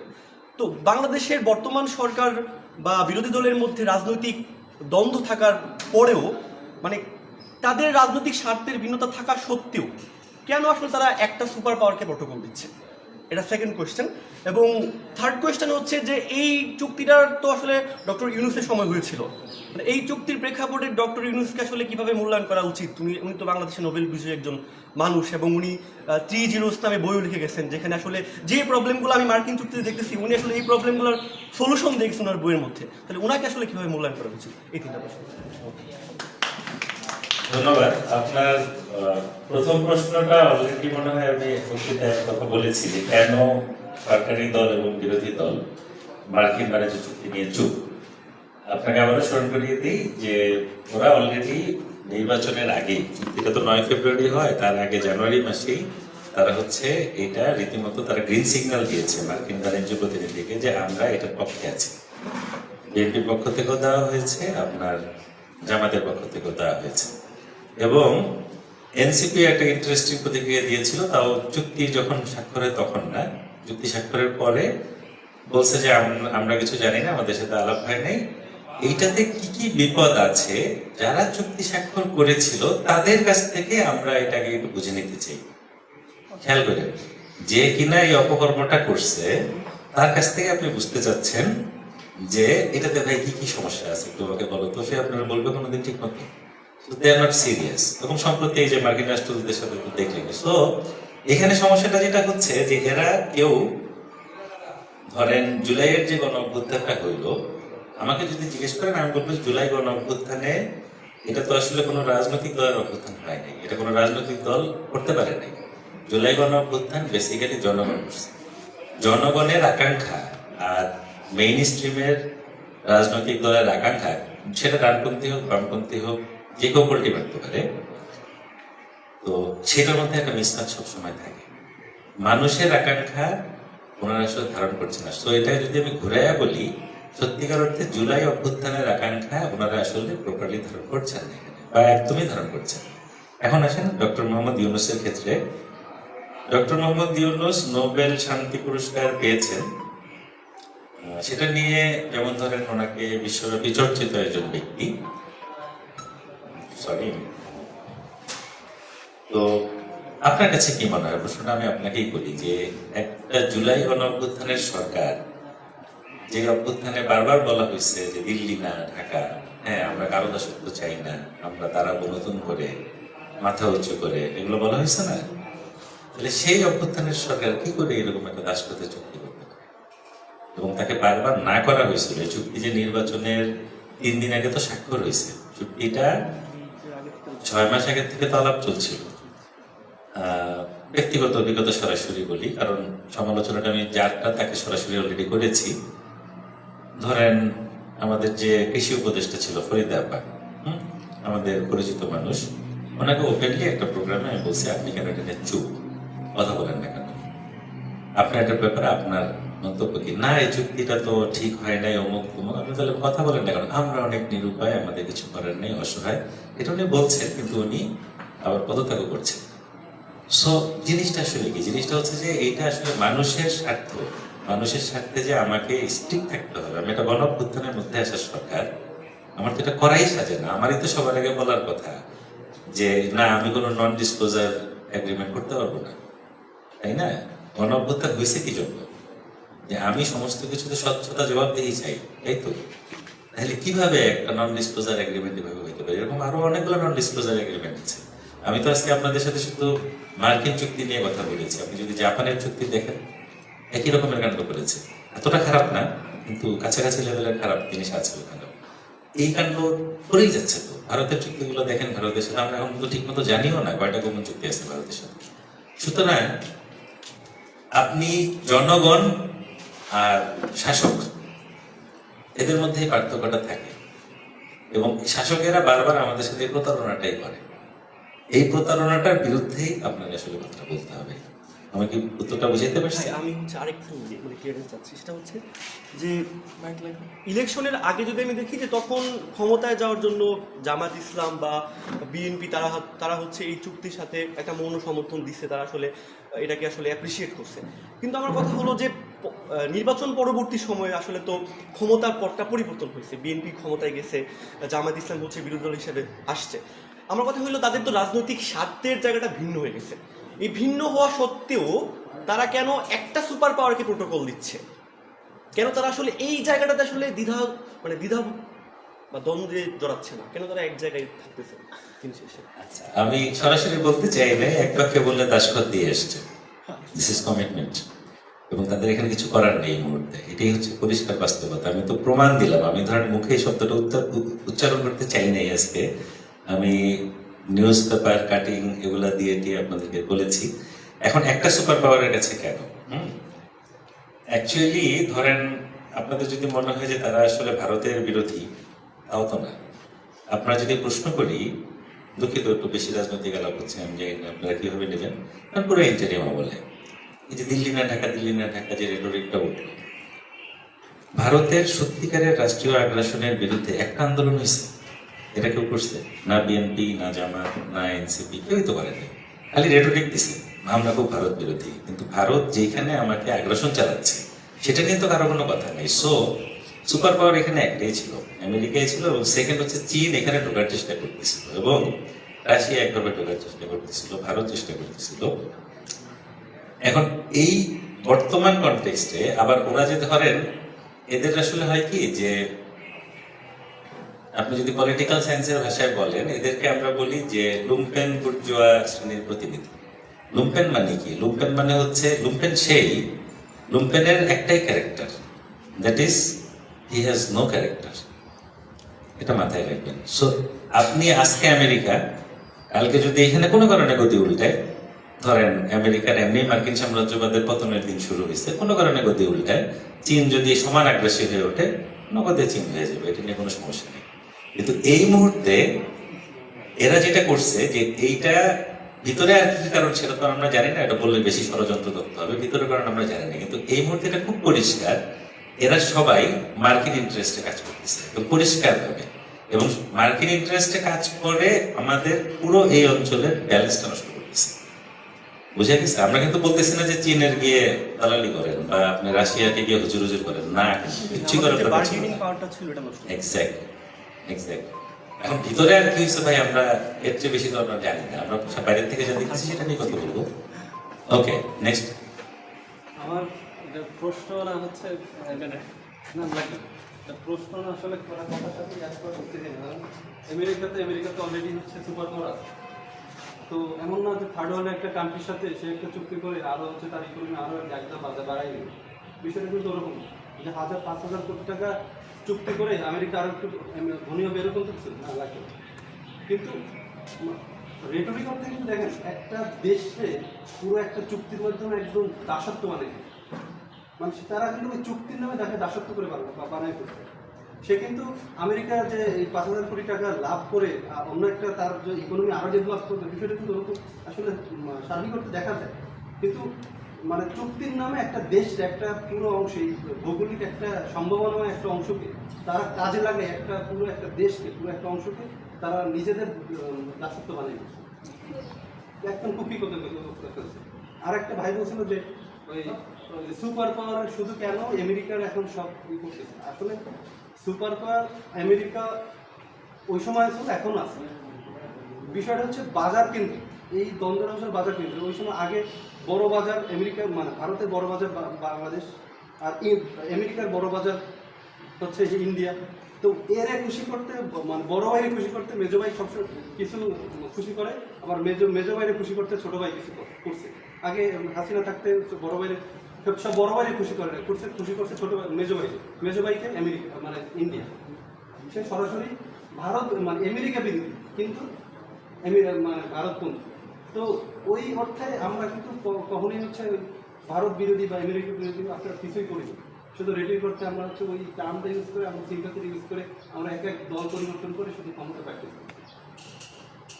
একটু যুক্ত করি, আর কিছু কিছু জিনিস থাকে, আবার ধরেন সরকারের কিছু সমস্যার মধ্যেও থাকে, এগুলো বিচার করার আছে। যে কারণে জনগণ কথা বললে, ধরেন আমাকে যদি জিজ্ঞেস করেন যে বিএনপি গভর্নমেন্টের সবাইকে চুক্তি চায়, আমার কাছে মনে হয় না, কেন? কারণ ওরাও খুব ভালো করে জানে এটার মধ্যে ওরা কোন বিপদে পড়বে। এখন কিছু বাস্তব সমস্যা থাকে, ধরেন গতকালকে মতিঝিল মেট্রোর পাশে ছাতার মধ্যে বোম পাওয়া গেল। আপনি ধরেন এই যে পলিটিক্যাল উগ্রবাদী ইসলাম বা উগ্রবাদী ধর্মীয় ফ্যাসিস্ট আন্দোলন, ইসলামের নামে হোক, ইহুদি ধর্মের নামে হোক, হিন্দু ধর্মের নামে হোক, মানে এটা ঐতিহাসিকভাবে দেখা গেছে সবসময় যে এদের সাথে আমেরিকান সাম্রাজ্যবাদের একটা বিশাল কানেকশন আছে।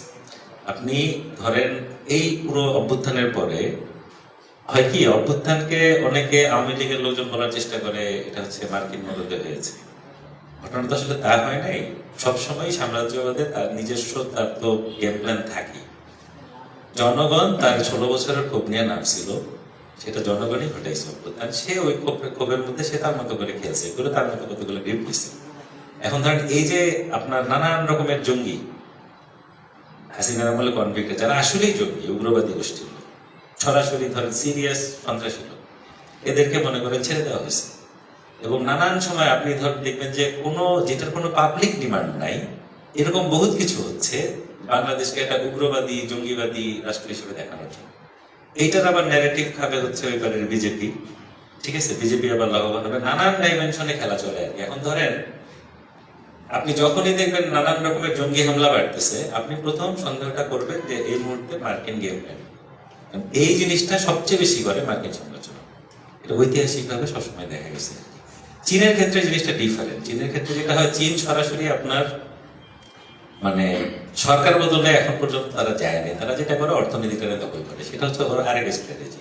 রাশিয়া আরেক স্ট্র্যাটেজিতে এখানে আছে। এখন ধরেন কেউ যদি, ওই যে আমি বললাম না যে প্রশ্নটা অনেকে করে, আমেরিকা তো বড় দেশ, কি কিছু করা যাবে? জি, আসলে করা যাবে। এটা সবচেয়ে বড় উদাহরণ হচ্ছে ইরান। মার্কিন সাম্রাজ্যবাদ এখন পতনের টাইমে, মার্কিন সাম্রাজ্যবাদ পতনের টাইমে, এবং এই মুহূর্তে আমেরিকার অর্থনীতি চীনের কাছে এমন ভাবে জিম্মি, ও যে চীনকে নানান ভাবে হুমকি ধামকি দেয়, কিন্তু অ্যাটাক কেন করে না? কারণটা হচ্ছে এটা। এবং ইরান যুদ্ধে, ইরান তো ভাই হঠাৎ করে কোনো সুপার পাওয়ার হয়ে যায়নি।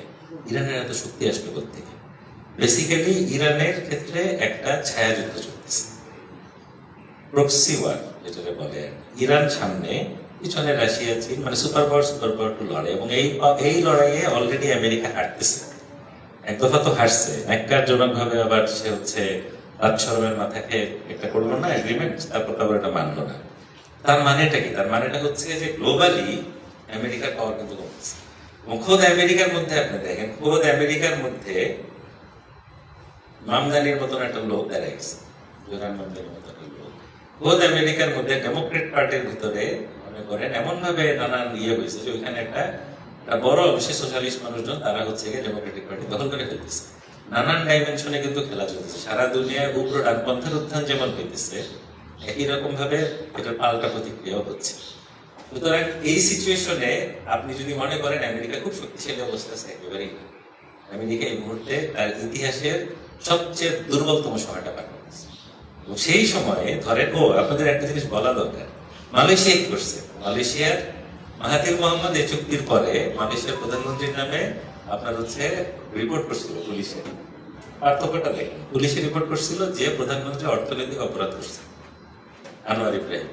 আর বিরুদ্ধে মাহাথির মোহাম্মদ তো চিনেন আপনারা, মালয়েশিয়ার বিখ্যাত মানে প্রবাদ পুরুষ। এরপরে মালয়েশিয়ার এমপিরা আবার হচ্ছে আনোয়ার ইব্রাহিমের নামে কোর্টে এই সমনতি করছে, মানে কোর্টে নোটিশ দিছে, এবং কোর্ট তখন হচ্ছে আপনার সমনও জারি করছিল যে আসতে হবে। আনোয়ার ইব্রাহিম কয়েকদিন আগে দেখছিলাম যে এইটা নিয়ে তার দৌড়াদৌড়ি, ঠিক আছে? তো এখন মার্কিন ইভেন ধরেন এটাকে যে বাতিল করা যাবে না, মালয়েশিয়া কিন্তু বারবার বলছে, মালয়েশিয়া বেশ কয়েকবার বলছে যে আমরা এটা বাতিল করে দিব, ঠিক আছে?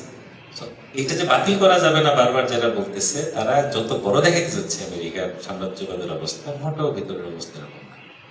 আর তার চেয়ে বড় কথা হচ্ছে, ধরেন আমেরিকান সাম্রাজ্যবাদের যদি এতই ভয় পাইতেন, বাংলাদেশ স্বাধীনই হতো, তাই না? বা ধরেন যেভাবে দেখানো হয় যে হাসিনাকে শুধু ভারত ব্যাকআপ দিচ্ছে, আমেরিকা বুঝি খুব বিরোধী ছিল। বিরোধী তো ছিল না ভাই। 26-এর নির্বাচনে, 24-এর নির্বাচনের আগে দিয়ে খুব একটা আসলো না আমেরিকা হাসিনাকে ফেলে দিবে, ঠিকই মেনে নিছিল নির্বাচনের পর। আপনাদের খেয়াল আছে কিনা? সুতরাং এদেরকে যতটা ভাবেন ততটা ভাবার কিছু না। আপনি যদি জনগণ একজোট থাকে, ইরানকে কেন পারতেছেন? একটা তো সুপার পাওয়ারের কাহিনী আছে। দ্বিতীয় কাহিনী হচ্ছে, ইরানকে যখন বলছে যে বোম মেরে উড়াই দিব, ওদেরকে বলছে না যে সমস্ত পরমাণু স্থাপনা উড়াই দিব, ইরানের সমস্ত জনগণ নিচে নেমে এসে বলছে যে ভাই আমাদের উপর বোম মারবে। পৃথিবীর কোন পরাশক্তির পক্ষে জনগণ যদি ফুল স্কেলে রাস্তায় নামে, সেখানে বিজয় অর্জন করা সম্ভব। মার্কিন বাণিজ্য চুক্তি নিয়েও আমরা যদি এখন ফুল স্কেলে রাস্তায় নামি, যে বাংলাদেশ পুরো অচল, আমেরিকা কেন? আমেরিকার বাপেরও ক্ষমতা নেই এটা নিয়ে আমাদের সাথে কিছু করতে পারে। কারণ এটা হচ্ছে জনগণের শক্তি। বিএনপি বলেন, জামাত বলেন, বা মেইন স্ট্রিমের যত রাজনৈতিক দল, এদের সবচেয়ে বড় ক্রাইসিস হচ্ছে এরা জনগণের উপরে ভরসা রাখে না। এরা সবসময় ক্ষমতায় যায় বিদেশি কোনো না কোনো শক্তির সাথে সমঝোতা করে। এটাই হচ্ছে এদের ক্রাইসিস। আই থিঙ্ক আমি যথেষ্ট ক্লিয়ার করছি। আর কারোর কোনো প্রশ্ন?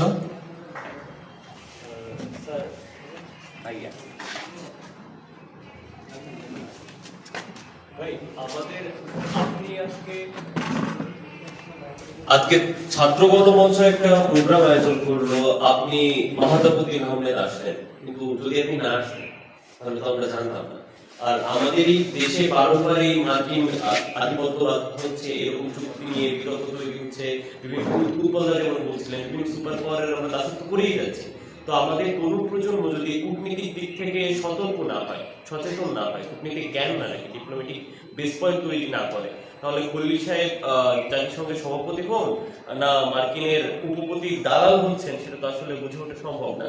আমার প্রশ্ন এটাই যে আপনি মহাতাবুদ্দিন আহমেদ আজকে এখানে, ছাত্র গণমঞ্চ আজকে এখানে করছে, এটা যদি না করতো, বা আজকে 5 বছর পরে হয়তো রৌদ্রতা থাকলো না, শান্ততা থাকলো। শান্ততা যেরকম বললেন যে শ্যালের আঘাত, আমরা বাংলায় বলি না শ্যালের যে আঘাত, এই উইলের জায়গায় শ্যালের যে আঘাতটা পাচ্ছি ক্রমাগত ভাবে, এটা থেকে আমাদের আমরা যারা আমাদের ফার্স্ট ইয়ারে পড়ছি, আমাদেরকে কি গাইডলাইন্স আপনি দিতে পারবেন যে আপনি না থাকলেও এই আপনি যে মেকানিজম দিয়ে ভাবছেন, হোক পেপার রাইটিং, হোক নিউজ পোর্টাল, বা আপনি যেরকম কনস্পিরেসি থিওরির কথাগুলো বলছেন, আমরা কিভাবে বলছি? এখন আপনাকে তো আমরা ফ্রিজ করে রাখতে পারবো না, বা আপনার কনসেপ্টগুলোকে আমরা মানে রিজার্ভেশন করে রাখতে পারবো না। তো এই ধারা যদি চলমান থাকে, এটার জন্য আপনি আমাদের কি নির্দেশনা দেবেন?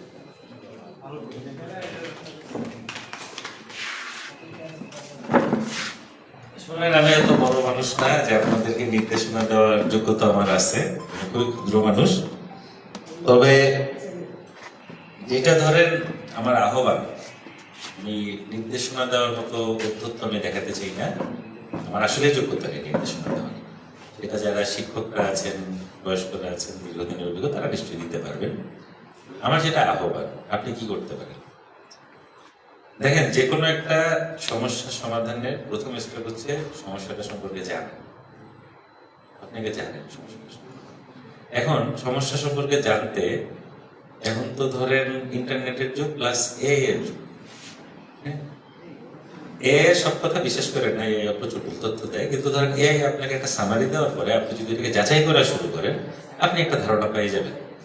আপনি ধরেন আপনারা নিজেরাই, আমার কথা আসলে বিশ্বাস করার দরকার নেই।